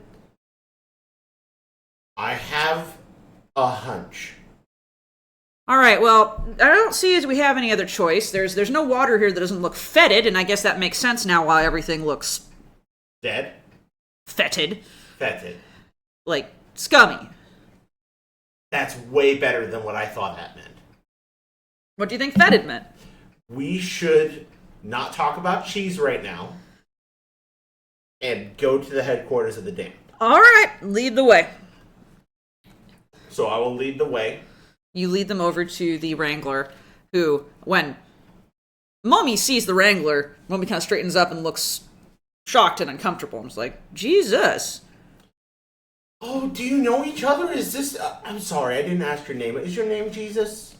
No. And Mommy goes, shut the fuck up. The kid giggles again. Well, now, come on over here. You look up and you see this slim, another kind of ghostly-looking creature of a woman. And she's sitting astride a bird with glowing red eyes and a massive beak. And the bird is saddled with several different levels to the saddle and a strange sort of red bridle. The Wrangler looks at her and she says, "This is one of my helpers. I send her out to try to find people who have started to run. And I know you have a horse, but horses are going to have a hell of a time getting around here. My friend here, their bird, a lot faster. And she's willing to give you a ride. All of you. Trust me. You can all fit." And the horse? Oh, no. But I'll tell you what, I will watch your horse for you. Mommy gives you this look. Now listen. My friend has some trust problems. And has it in their mind that I might kill or be an incidental reason to hurt their horse. Yeah, I have that feeling. So, what sort of guarantee can we have that We don't lose the life of a non-human individual. The Wrangler kind of nods and goes, I will tell you what. I will grant unto you my necklace, and it is mine, and you must not lose it. If you lose that necklace, I will kill your horse. Does that sound like an accord? Looks at Momi. Looks at Momi. Momi goes, fine. She takes off this small locket, and she goes, and I wouldn't open that if I were you. It's just, you don't want to see what's in there. See? You don't want to see what's in there. Momi sighs heavily and goes, fine, give that to me. Takes it from her, puts it into her pocket, and goes, I guess we'll go. Perfect. Wrangler says, all right, well, ride fast. When you get there, she'll take you in to the center of town. You'll meet with one of my employers, and hopefully you guys can get this all sorted out and be out of my hair. Sound good? Sounds good. So you all climb aboard with the Frontier Seeker. Oh, yay! Which, Very cool. very pretty card. Look at that. Frontier Seeker. Frontier Seeker. And you are shocked by how fast this bird moves. As it starts just streaking through the haze, which you now realize is a perpetual state here, where you can only see maybe 10 feet in front of you. Mm-hmm. It's impossible to navigate. The speed, the owl has to sink his talons into your shoulder to stay put. The child, which is still sitting between you and Momi, squeals with shock as this thing just streaks ahead. Before long, you notice that you see cactus rising up out of the landscape around you. Massive, towering, tree-like cactuses that cast shade down on you as you move. Every time you hit shade, you feel a shiver of almost cold. Until at last, you realize you're in a forest of cacti. Wow! Look at that. Show them that. Forest of cactus. Yeah. That's so cool. Genuinely awesome. Wow. We're having a good time. All right. All right. And ahead of you, you see what looks like a town. But it's made as if somebody took the sand and the rocks and pulled them up out of the ground to make the buildings. And like no stones were put into place, it was just formed naturally. Wow. As you approach, the Frontier Seeker slows down and then stops right at the edge of town. She looks at you and nods wordlessly for you to go in towards the center. Well, I'll keep on trudging forward.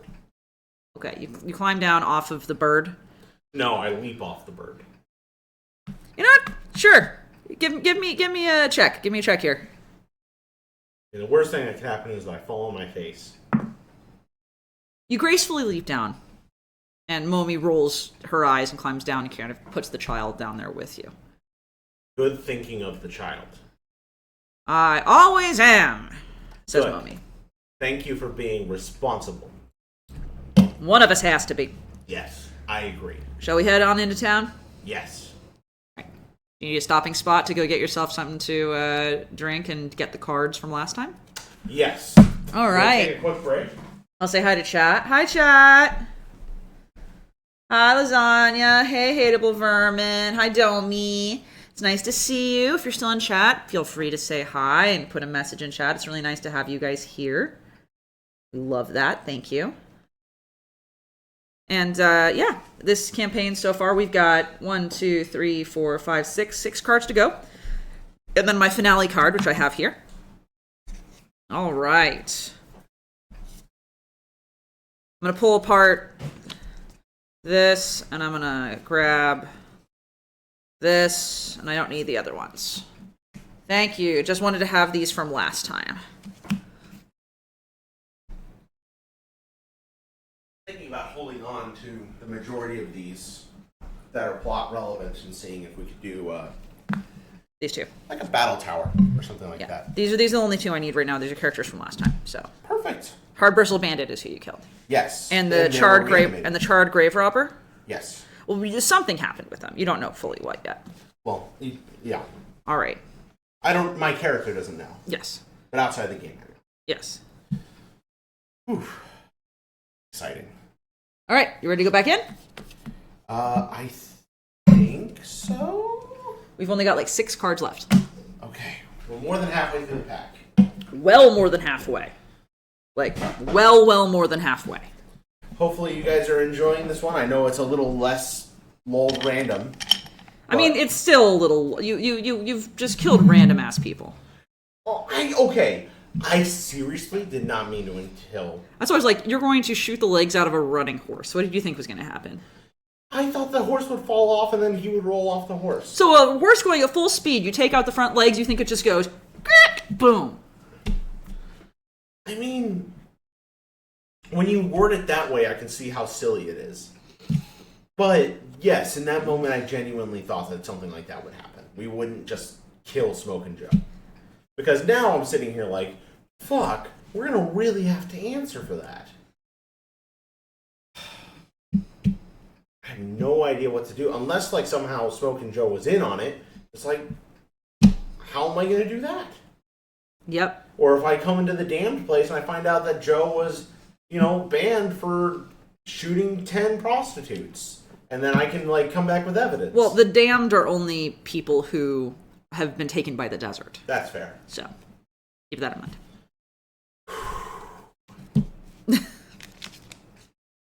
All right. All right. We're going back in. Let's do this. As you enter the town, you kind of hear this slow, wind-like...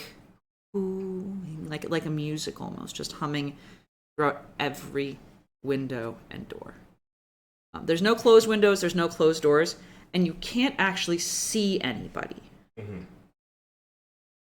But you can kind of hear them moving. Like, you can kind of feel like there are people all around you. Mm-hmm. And it almost feels like they're watching you as you move.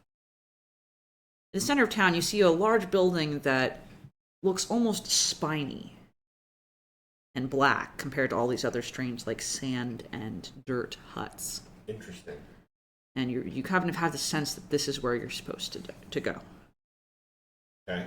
We head towards the black spine. All right.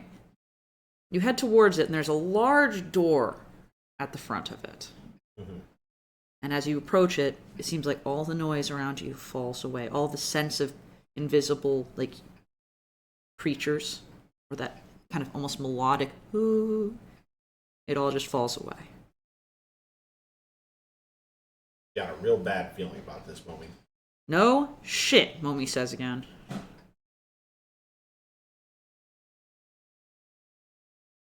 I like to place a hand on the door and then stop and say, Momi, if we get through this, I really want to find a way to earn your trust. Well, for a start, you could stop doing stupid shit.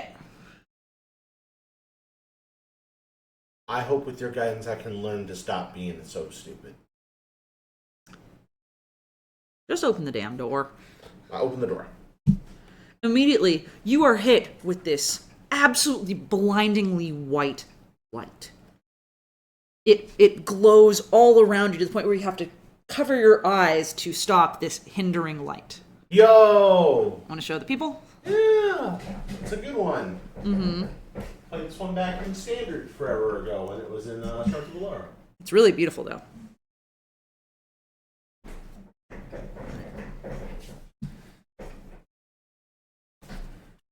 All right. And as you enter, you kind of feel this sense of not belonging. It feels like you're not supposed to be here. Mm-hmm. Like you do not belong in this land. And as you walk in, you see what looks like a long desk in the room and nothing else. Mm-hmm. Just a chair and a desk. Behind it is this strange kind of curled creature. And he almost glows red compared to all of the blue around him, the blue and the white. He looks up and he narrows his eyes at you. And he says, I know you. And you recognize him. I'd like you to roll a perception check. You know him from somewhere. You can recognize him, but it's just not ringing a bell. I'm really sorry. I happen to have this problem where I shoot people. It's really impulsive, and I'm trying to work on it as a person. Did I hurt you in some way? He kind of chuckles and goes, "Can't say you did. Well, that's good. But doesn't mean you haven't shot people for me." I would like to take a closer look and see if this is the mayor. Roll a perception check. You're very, very aware this is not the mayor. In fact, you recognize this person as the Charred Grave Robber himself. Oh, hey! And he goes, "You're one of my best customers. What in the hell are you doing here?" And he kind of sniffs at you. "Alive." Well, that's a very great question. I'm actually in quite a pickle. Do tell. Yeah, see, it all started when I was called to find the mayor of our little town dead. Mm-hmm. And planted on the body was a note that I didn't write saying that I was going to kill him. Mm-hmm. And if that wasn't, like, scary enough, a little boy led the town to come and find out what was happening at the mayor's place when we had just seen that same little boy take us to the mayor's house. So you're saying that there is something shape-shifting and potentially some form of, like, hypnosis or glamoring? Yes. So maybe it's not that it changed shape, but it's that you saw what it wanted you to see. That's very possible, because there was this Wolverine, we killed it, and it disappeared. Was it really a Wolverine? I don't know what it was. It was just disappeared after we killed it and thought it was going to stop attacking us. Interesting. So we did the only thing that made any sense. We kidnapped the child. You what? And we ran into a dust storm, and now we're here in the land of the damned. Well, yes, this is where I take bodies that the desert takes. That's really cool. It's kind of like Take Your Friend to Work Day. What? Trust me, it's going to be cool. Well, I will tell you what. I don't want you here. I don't want to be here. I'm glad. I would like you to be gone, but by the sound of it, one of the damned has come after you for some reason. Now, what makes you think it's someone from the damned? Well, if you haven't met many of the people who reside here who are not damned but work here, we all seem to kind of have an ability to see through illusions. It also means we're quite good at creating illusions ourselves. I see. After all, you probably thought I was going to eat the bodies you gave me. Is that about right? That sounds about right, yes. I assumed you were a very hungry person. I mean, you work out a lot. You No. gotta keep your figure. I was taking them here. I see. We have a great need for such things. What do you do with the bodies? Well, the damned need something to inhabit until they decay. Interesting. Otherwise, they just list about invisibly. And so that says, to me, what could lead someone from the damned to escape? Oh, no, let me be clear. I do not think one of the damned escaped. Oh. I think someone who works here left. Now, I don't know what vendetta they have against you, but I think someone who works for me came after you. See. Now, I very much would like you to leave. I'm happy to have helped if I can, And I would like to charge you with, if you find out who did this, to send them back to me, because I do not appreciate people who work for me moonlighting outside of our domain. I am trying to recognize this problem and turn over a new leaf. Looks at Momi and winks. Well, Momi's standing in the doorway just doing this. Would you like this person as a corpse? I do not care. At this point, they have crossed me, dead or alive. Thank you very much for the clarification on whether I am allowed to take a human life in this case. It wouldn't be human. Oh, that's bad. How do we know if this is the right person or not? Well, that'll be something you have to figure out on your own. All I can tell you is that when you are near them, you cannot trust anything your eyes tell you. Got it. So shoot everything. Yes. I'm good at that. If you don't mind killing your friends, that is. Oh, that's bad. Because, I mean, any one of us who can create illusions and see through illusions can easily make you believe that the person next to you is your enemy and that the actual enemy is that stick.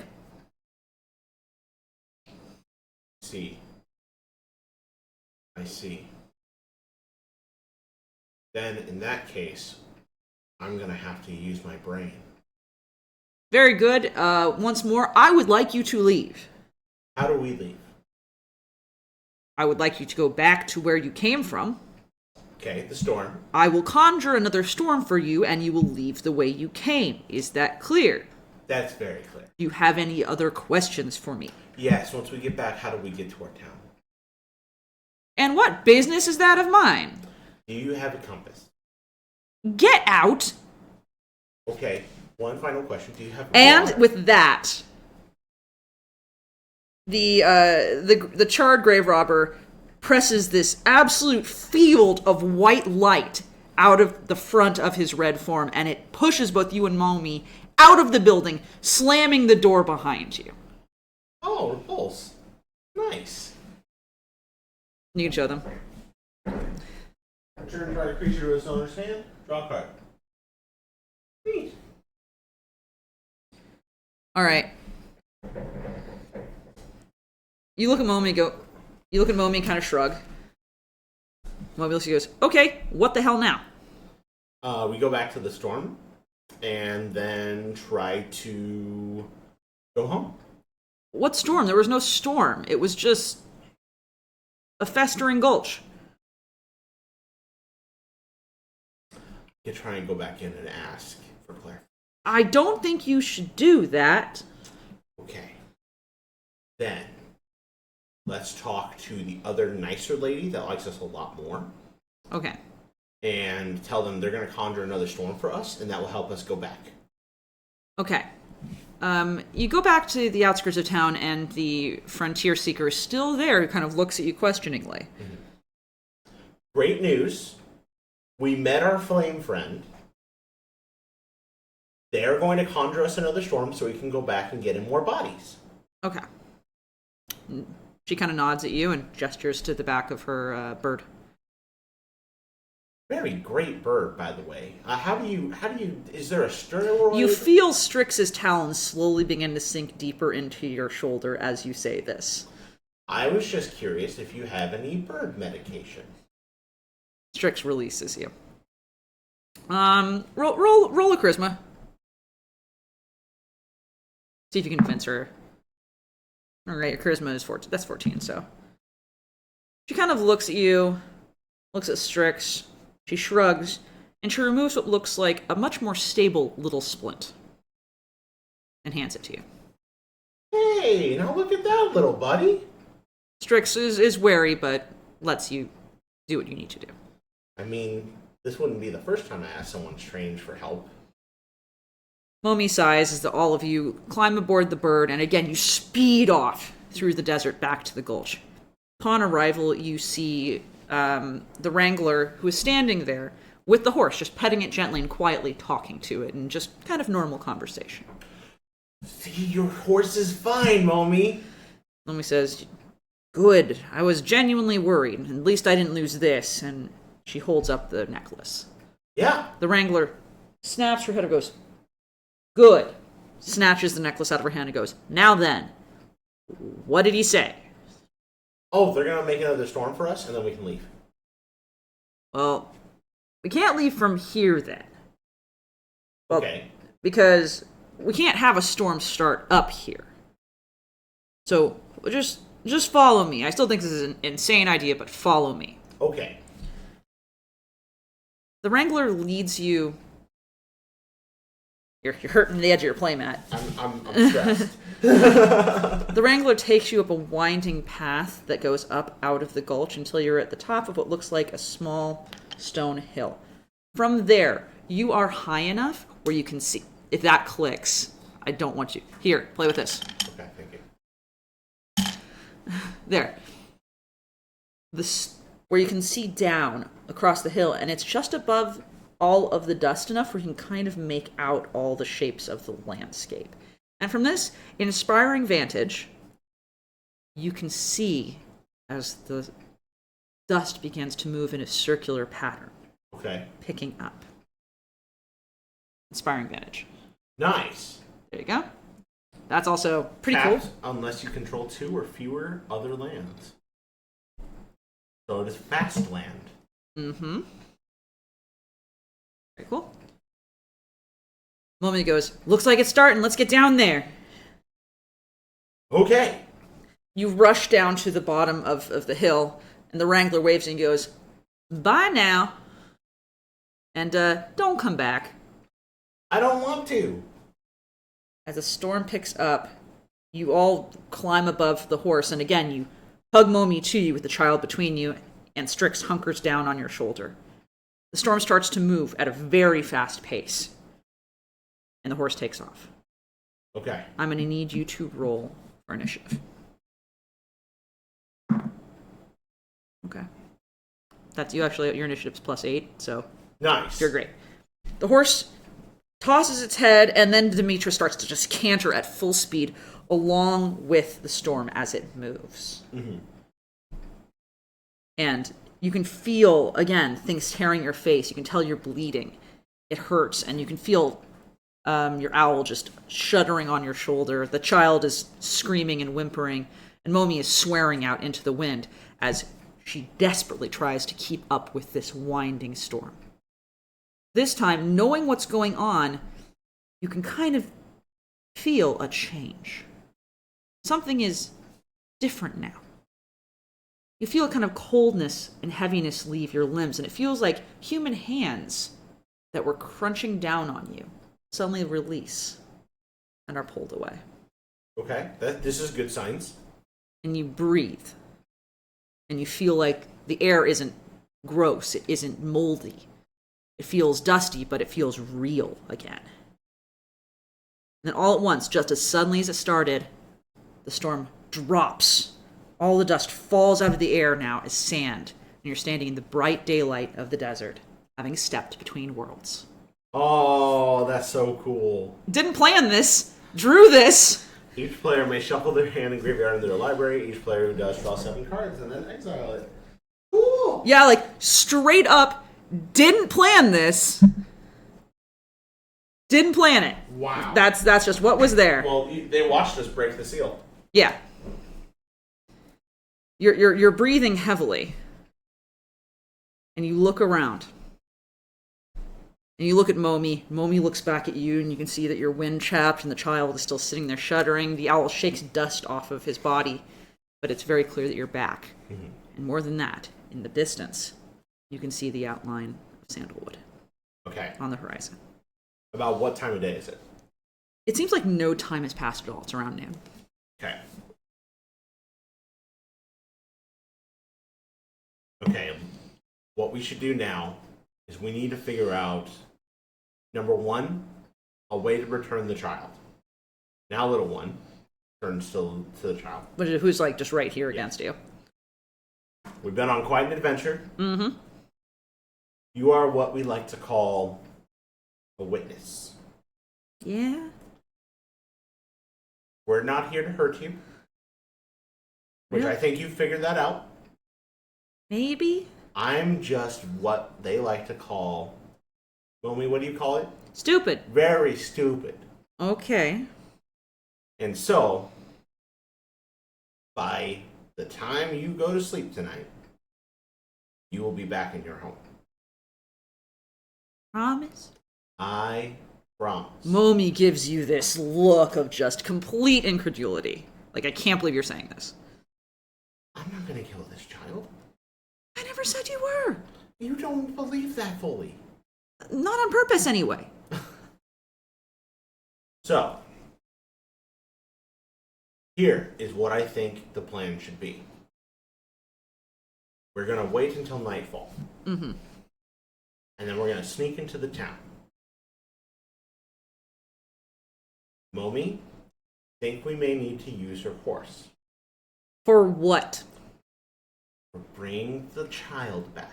We're going to put the child on the saddle of the horse and let the horse ride into town. Okay. That will provide a distraction. Okay. Then, while this is happening, and while the townspeople are aware of the child, we're going to sneak in through the mayor's house and look for some more clues, like signs of magic, some sort of sign that there's something going on here from someone of the damned. You mean someone like me? A voice says quietly from behind you. You can't tell if the voice is male or female. In fact, it doesn't even fully sound human. But as you turn, you see a slender, black figure with a hat pulled down low over a pale lower half of the face. He barely seems to have any arms or legs, just a black figure with a low pulled hat and a small smile. Quick draw, just aim. I mean, you could try that. Let's see how you do. You draw your which pistol? I mean, the 6-shooter, because in my... I guess I never picked the thorn pistol back up in the Land of the Damned. No, it's just gone. Yeah. Yeah. So it's the 6-shooter that was in the back of my waist. Yeah. You pull the 6-shooter and hold it up like this rather than aiming, as if you're showing this person the gun that you have. Darn it, I forgot how to shoot again. You can see the head turn slightly and then back at you, and then that little smile just resumes and says, "You were not supposed to go where you went, and you were definitely not supposed to get back again." And you probably weren't supposed to die. What are we talking about? I've never died. I'm talking faster than you are explaining. Please continue with what you were going to say before. Simply that you've been looking for me. I did not want to be found, but given where you just were and what you now know, I'm afraid I can't let you go back into town. I see. And like I said, you can die. I never have. It would take a heart or a soul to die, and I have neither. So, here's where we are. You can't kill me with that silly little gun you're showing me, but I can kill everyone here. Just takes a moment. After all, I almost killed you before, didn't I? It's true. So, you have two options. You can leave, all of you, and never return, and I will continue doing what I do in Sandalwood. Or, you can go back to Sandalwood, and I will kill you and everyone you've ever cared about, using your own hand. Let's see. Now, let me just ask you something. What did I do to you? He smiles and says, "You did way too much for your own good." That sounds like me, but I don't recall what it is I did. You took control of that town. Sandalwood is more than just a small town on the outskirts of something bigger to me. It's nothing personal against you. You just can't be there anymore.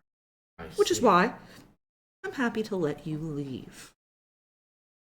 It would have been easier to kill you, or have you be banished by the people you claim to protect and love. But you've made that difficult. I feel like there's a butt coming. So you either need to leave, or I will kill you and everyone you've ever cared about using your own hand. See.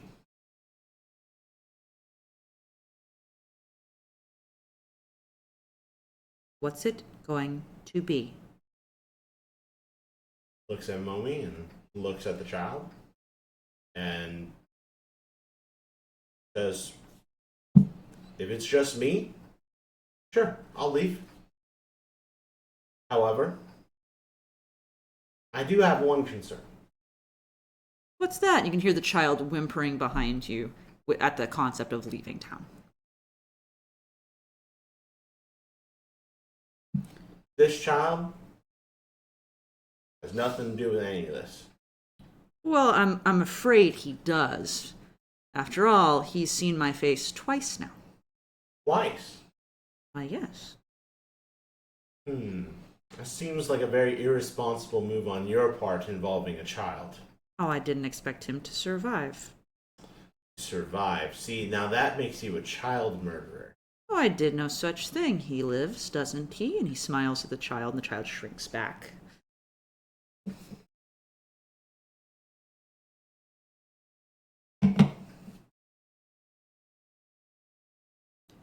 And then a moment dawns, and I look over at Momi, and I realize, wasn't there that thing that they said about not trusting whatever we see whenever the damned is around? Well, they said he's not the damned. Or, not the damned, but the damner. The damn me, the damn person. Sure, yes, don't trust what you see. Okay. You know, he suddenly says, and you hear a heavy sigh. This is taking an awful long time. Do I need to make a point?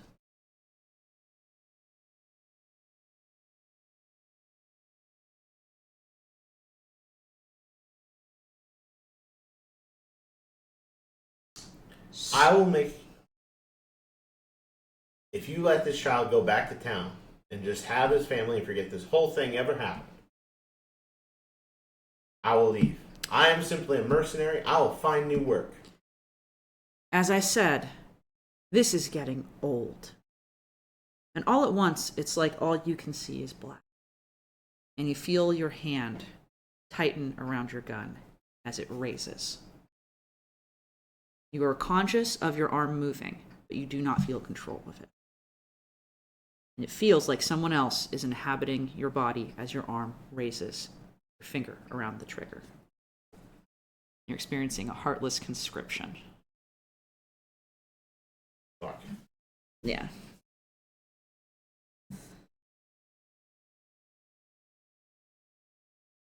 Wow. This is pretty cool. Yeah, you want to show it? Yeah, no. This is Show everybody, show the class! Basically, it exiles all creatures, and then you get to play them, all of them, like, for the rest of the game. Yeah. Pretty cool little card. Yeah. Awesome. Yeah.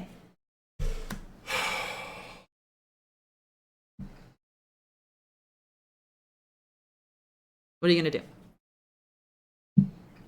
Fine, we'll go. Just don't hurt the child. I'm afraid it's way too late for that. You feel your finger start to tighten on the trigger. Can't see where you're pointing. You can't see anything. You can just feel the slow tightening of your finger around the trigger.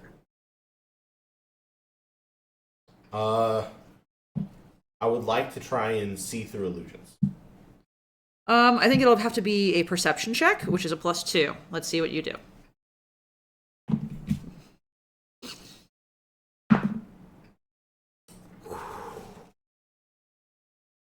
Tell the children what happened. Well, I've rolled a 1, and it's a 1 that is mocking me with a cute little 5-toed paw print. You look around and you see nothing. Worse than that, you think you see the outline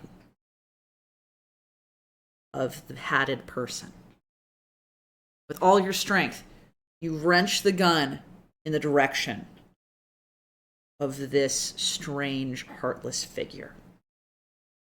Just as you feel your finger tightening on the trigger, and it jumps in your hand. God, I hope that wasn't the kid. Roll. Actually, I'll tell you what. No. We're not going to roll that. Roll.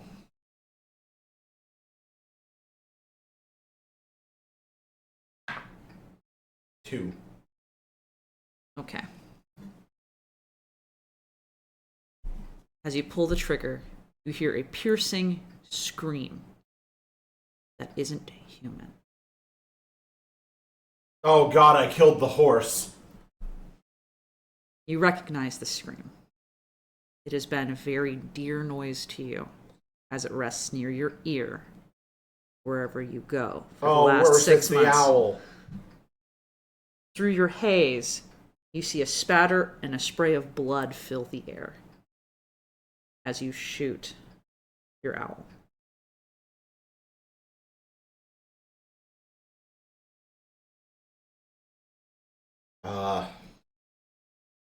This can't be happening. This can't be happening. I'd like to try and see through illusions again. Okay. Give me a perception check. You squint, and you can tell that the shape of the man was what was not real. The owl was very real.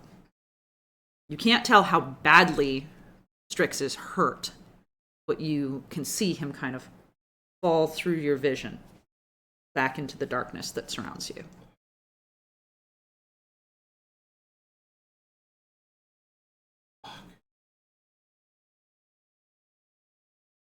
The man's just gone? Why would you think that? You said that he's the shape of the man wasn't real. Yeah. It's inhabiting your body. Okay. That's why you have no control. Okay. So I took that to believe that the man is still not there and present. The shape of the man you saw just now that you thought you were firing at was the owl. Yeah, that's yes. right. Okay. Yes. Yeah, I guess I was trying to think and see through everything to try and regain control. You need to try to do something else to regain control rather than to see. Because you're still conscious. Okay. You just don't have any control right now. Are you trying to regain control of your body? Yes, I'm trying to regain That's control. a very different attempt. Okay. So go ahead.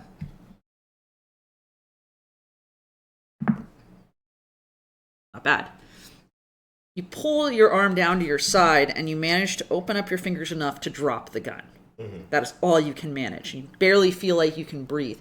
And you're vaguely conscious of Momi just screaming obscenities at you and the sound of a crying child. Momi, get him. You want to try to say that? Yes. Let's give me a charisma trick. Okay, you are going to have to re-roll that. Okay. Like, I'm trying to get across to Momi the idea that I am not in control of my own body. I think that's very clear to Momi at this point. Yeah. I mean, I will let you have that, but that was cheating. I was trying to shake it to this. Okay. I'll take the 16. I wasn't trying to get a 7. You managed to kind of gasp out, Momi! And it's clear in the desperation in your voice that something is very wrong. Mm-hmm. Momi goes, shit, hold on. And all at once, through the darkness, you see a pale, white-blue glow. It radiates around you, and it seems to burn away the darkness. And somewhere inside your head, you hear a hissing as of something being burned. But it's almost a conscious hissing, like a creature. And it kind of retracts back from the side of your head, and it's like you can see, and you have enough sense to see Momi, arm outstretched, holding a glowing white and blue locket. Oh, shit. The voice in your head kind of says, where did you get that. Did you not give that back? Well, I wear a locket anyway. I gave him that one. Momi, you freaking genius. Momi presses the locket fully against your head, and it feels like you are being burnt from the inside out. The creature screams. And I'm gonna need an initiative roll from you. Okay. 12. Yeah, that's a 20. Okay. You wrench yourself sideways, feeling this thing exit your body and externalize in a black form again. You spin and see this thing kind of cowering under the glow of this locket. Momi smiles at you and says, "Do you know what's fucking in this thing?" I don't know. Strangle it with it. That's not what we're doing. What are we doing? Grab your gun. I'd like to try and grab my gun. All right, give me an initiative. See if you can do it before he reaches. The thing grabs the gun before you can reach it. And you have to try to grab it from him. So give me another roll, see if you have the strength to do it. You just don't have a lot of strength, so. All right, I'm going to roll against you. Cool. You keep fighting back and forth for it. What do you want to do? Kick it in the nuts. Sure. Give me an initiative again. You will not have it, the thing grunts. But a strong kick into the darkness seems to dissipate it slightly, and you wrench the gun away. Ha-ha! Dangly parts. I mean, it was just, you just moved smoke, it looked like. Yeah, that's fine. Momi crams something into your hand, and it burns so severely you fear it's going to eat all the way through your hand. Hurry, she says. You open your hand to find a glowing white and blue bullet. All right. I'd like to quickly reload. Mm-hmm. And take extra careful aim while I'm shooting the one shot. All right. Cool. Let's go. You aim your gun. Give me a roll. You've one shot. Come on, Dice. We've had a rough relationship this whole game. But I believe in you.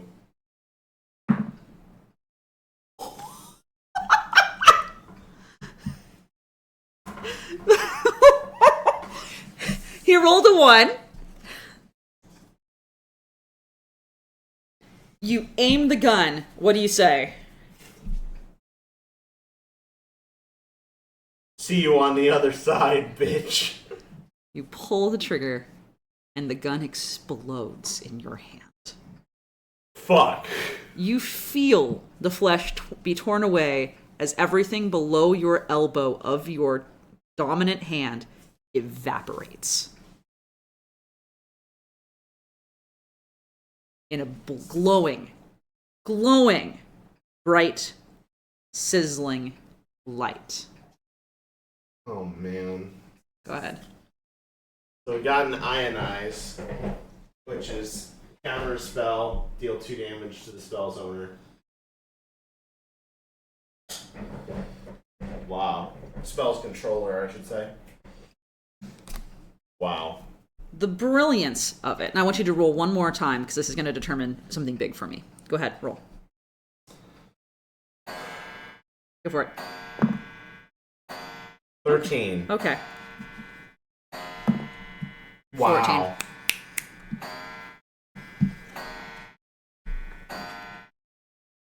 14. Cool. As this happens, and you stumble back holding the stump of your arm, you see the glow of the blast also impact this creature. Oh, thank God.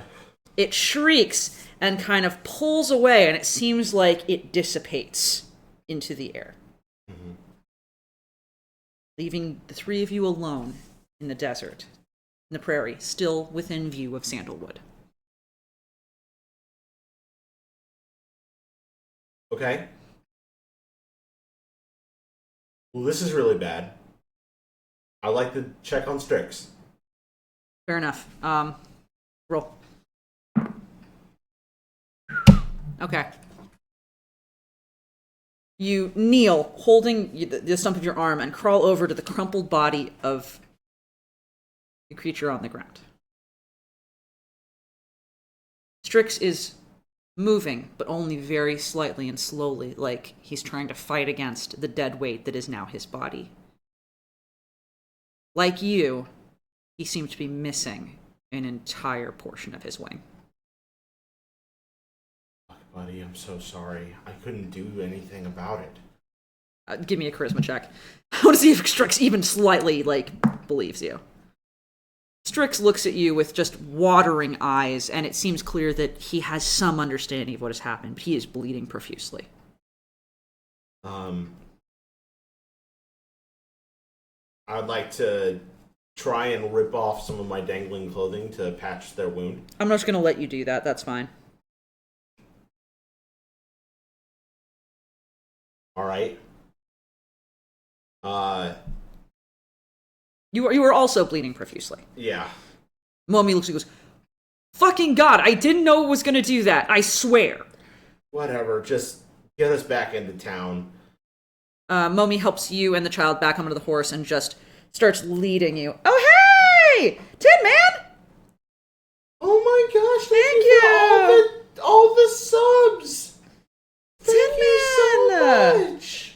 That's so wonderful! Hey, Tin Man, you're actually about to be in this. You were going to be in this anyway, but you're actually about to be in this story. I'm not fucking lying. You're one of the only people who survived this, as it turns out. I have Sergeant Tin Man's, I have you written here. I'm not joking. Alright. So you're led. I would like to... You're being led back into town. Yeah. Let me talk. Go ahead. You slump forward in the saddle over the boy, your blood just leaking down onto the horse. You're cradling Strix in one arm as you go. Momi takes you into the front of town. The very first thing you see is a bunch of the guys, 10 man at the front, holding a gun trained directly at you. Now, you gonna come quietly, or should I shoot you right fucking here? Tin Man says. I'll come quietly. Well, that's a nice change. I won't say a single thing. Jesus, what happened to your arm? Took care of what killed the mayor. You killed the mayor. No.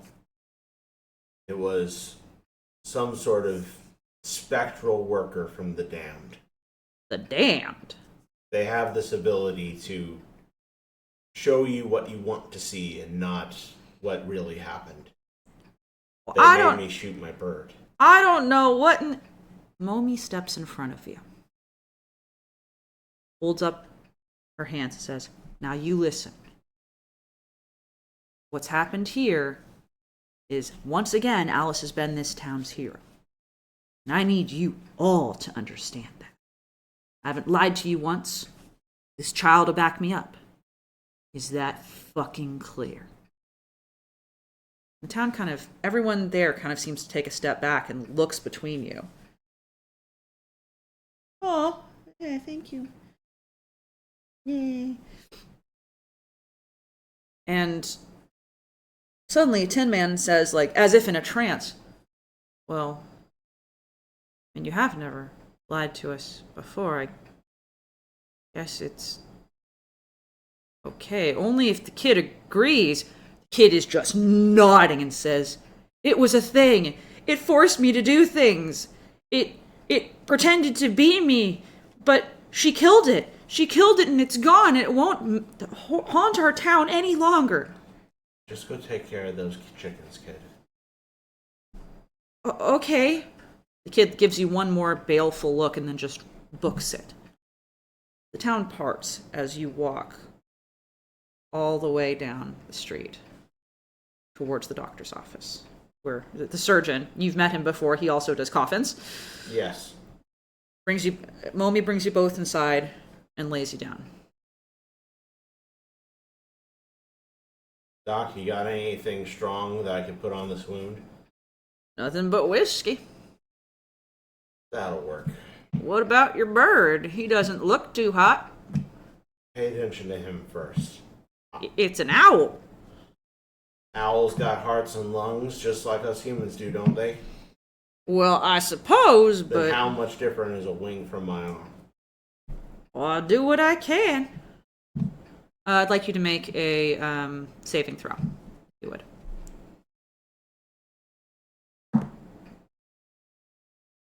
You start to fade out, and very quickly you slip into unconsciousness. Now, I'm going to be a little vicious here, and it's going to have to do with that coin. How this game ends is going to be determined on a coin flip. Oh my god. So call heads or tails, and give it a flip. Alright, so we got heads, will be the Fluttershy. Okay. Tails will be the butt. Okay. See what you get. I'm gonna call heads. Got heads. Okay. You slowly start to come to in the office, and you see Momi sitting by your side, slowly going through what looks like a small bag. Momi looks and goes, well, shit, you did wake up after all. How's the bird? Well, see, that's what I want to talk to you about. Fuck. See, we had a choice. Doc here said he could do a lot of work, could be a lot of time, a lot of minutia, and he'd lose a lot of clients. So, he asked for pretty much everything we had in exchange. You weren't conscious. I had to make the call. I understand. I gave him everything. Not your horse. Everything. You loved that horse. I did. But, there's someone who'd like to thank you for that. He's already thanked me. You raise your head just enough to see, sitting on a small perch with one leg and only one wing, is Strix. He is conscious, he is upright, and he looks very tired, but he's well stitched and bandaged and no longer seems to be bleeding. I'd like to try and get up, but my arm probably hurts. So how much does it hurt and draw attention that it's really hard to get up? You don't feel much of anything. You are so packed full of morphine that you don't know what's going on. The choice really was going to be, do you get treasure from the game? Or do you get to keep the bird? Oh. And you got to keep the bird. Yay! You want to show the tokens? Yep. The tokens are what I use as like that final decision for this. Bird or treasure. You got to keep the bird. You didn't get to keep any of your treasure. Oh my gosh. That's fine. So, you managed to sit up. And Strix looks like he's going to hop over to you and then seems to realize that he can no longer fly. And he sits there and kind of looking sullen. Okay, little guy. Look, we match. Yeah, I meant to talk to you about that, says Momi. How in the hell are you going to be this town's mercenary with your gun arm gone? Well, suppose I can't. That's what I was thinking too. That means you're the new sheriff, the new mercenary of this town, Momi. Well, I mean, that makes sense, but I gotta tell you, I'm gonna get paid better than you, that's for damn sure. I'm sure a good mayor will figure that out. Yeah, they've already kind of appointed a new mayor. They appointed Tin Man. Makes sense. Tin Man's a good one. I would have suggested Smokin' Joe, but it's my fault. Everyone seems to have forgotten about Smokin' Joe, and I think we're gonna leave it that way. What do you say? You're not gonna hear me say a damn word. That's good. That's good. Well, I got some business to attend to, especially now that you've announced that you're going to give the reins over to me to be this town's mercenary. I don't suppose you'll need some form of deputy now, would you? I just might. But you rest up. We'll talk about that later. Makes sense to me. And you lay back down in the bed. Momi tips her hat at you and exits. She walks down the street and then turns left at the mayor's estate.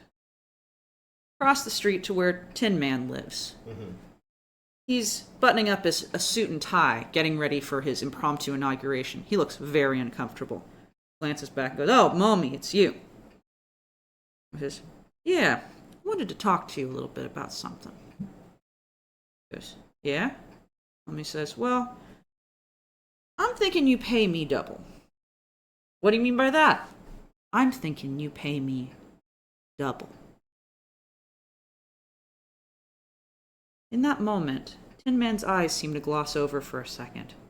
He blinks, as if trying to shake off some strange vision, and then nods and goes, Yeah, I think you should. After all, you saved that whole town from this, right, Mommy?"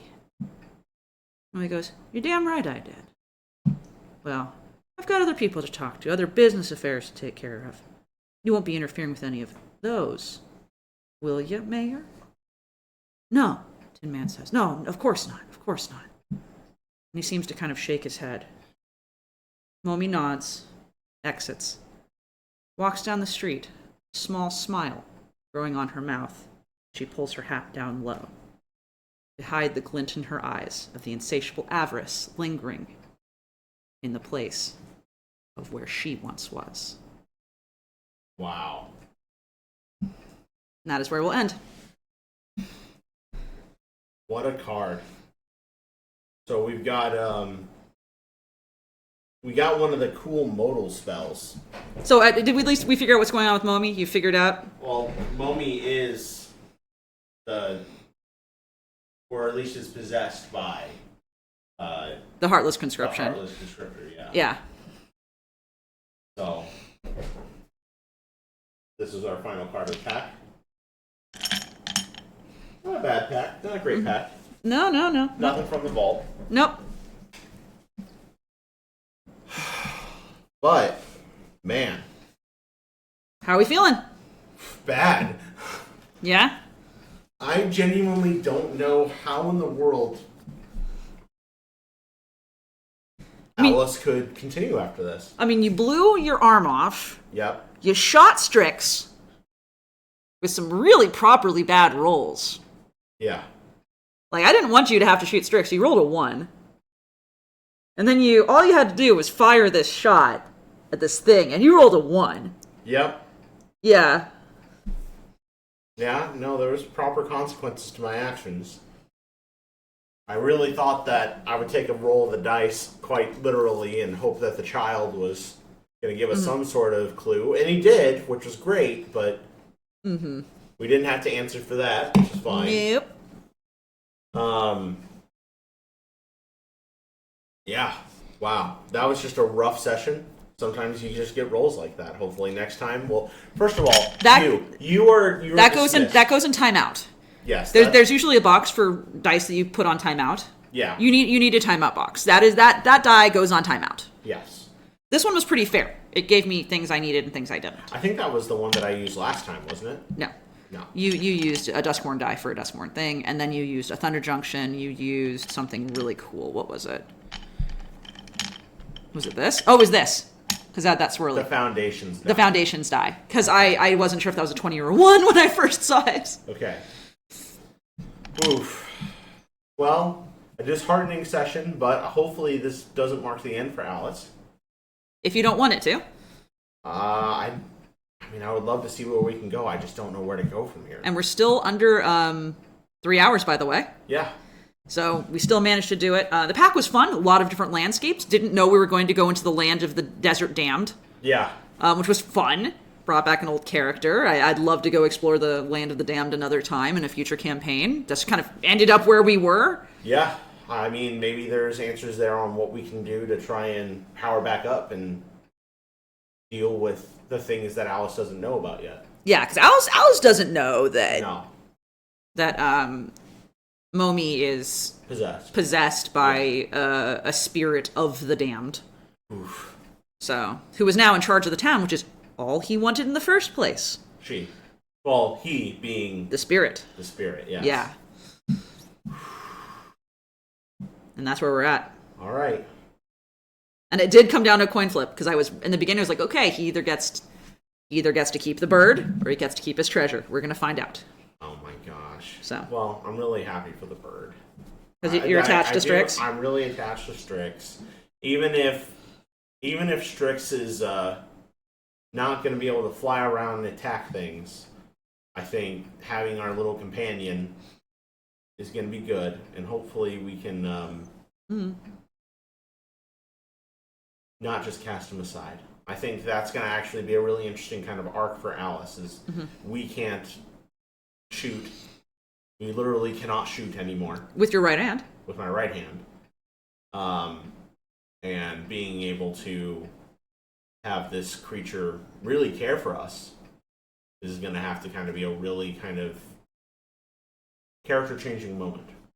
Yep, Alice experienced the downfalls of shooting. Yes. Mm-hmm. So yeah. Yeah. Well, it's time. Well, I was going to say maybe what we should do, given that we have no face-down camera. I think we go over there and we do it up close and personal. Get friendly. All right. We'll head on up close over here. Yeah, we're going to get nice and personal. Hi, chat. Hi, chat. It's just you and me now. With my beer. Just the three of us. Hi. Hello. All right, so yes. As a reward for sticking through us and hanging out here, yay! We're going to open a Mystery Booster 2. Woo! Where's the rares? In the very back. Okay. So we're going to start with our white cards. Hold it up in front of the screen. Lean forward so they can see your pretty face. I mean, like... There you go. Like that? Yeah. All right. All right. So, first one is an otherworldly journey. Pass me so I can see them when you're done. And I have no idea what this is through the camera. This is what you did today. Prismatic Strands. Oh, this is a good card. Prevent all damage. Nice.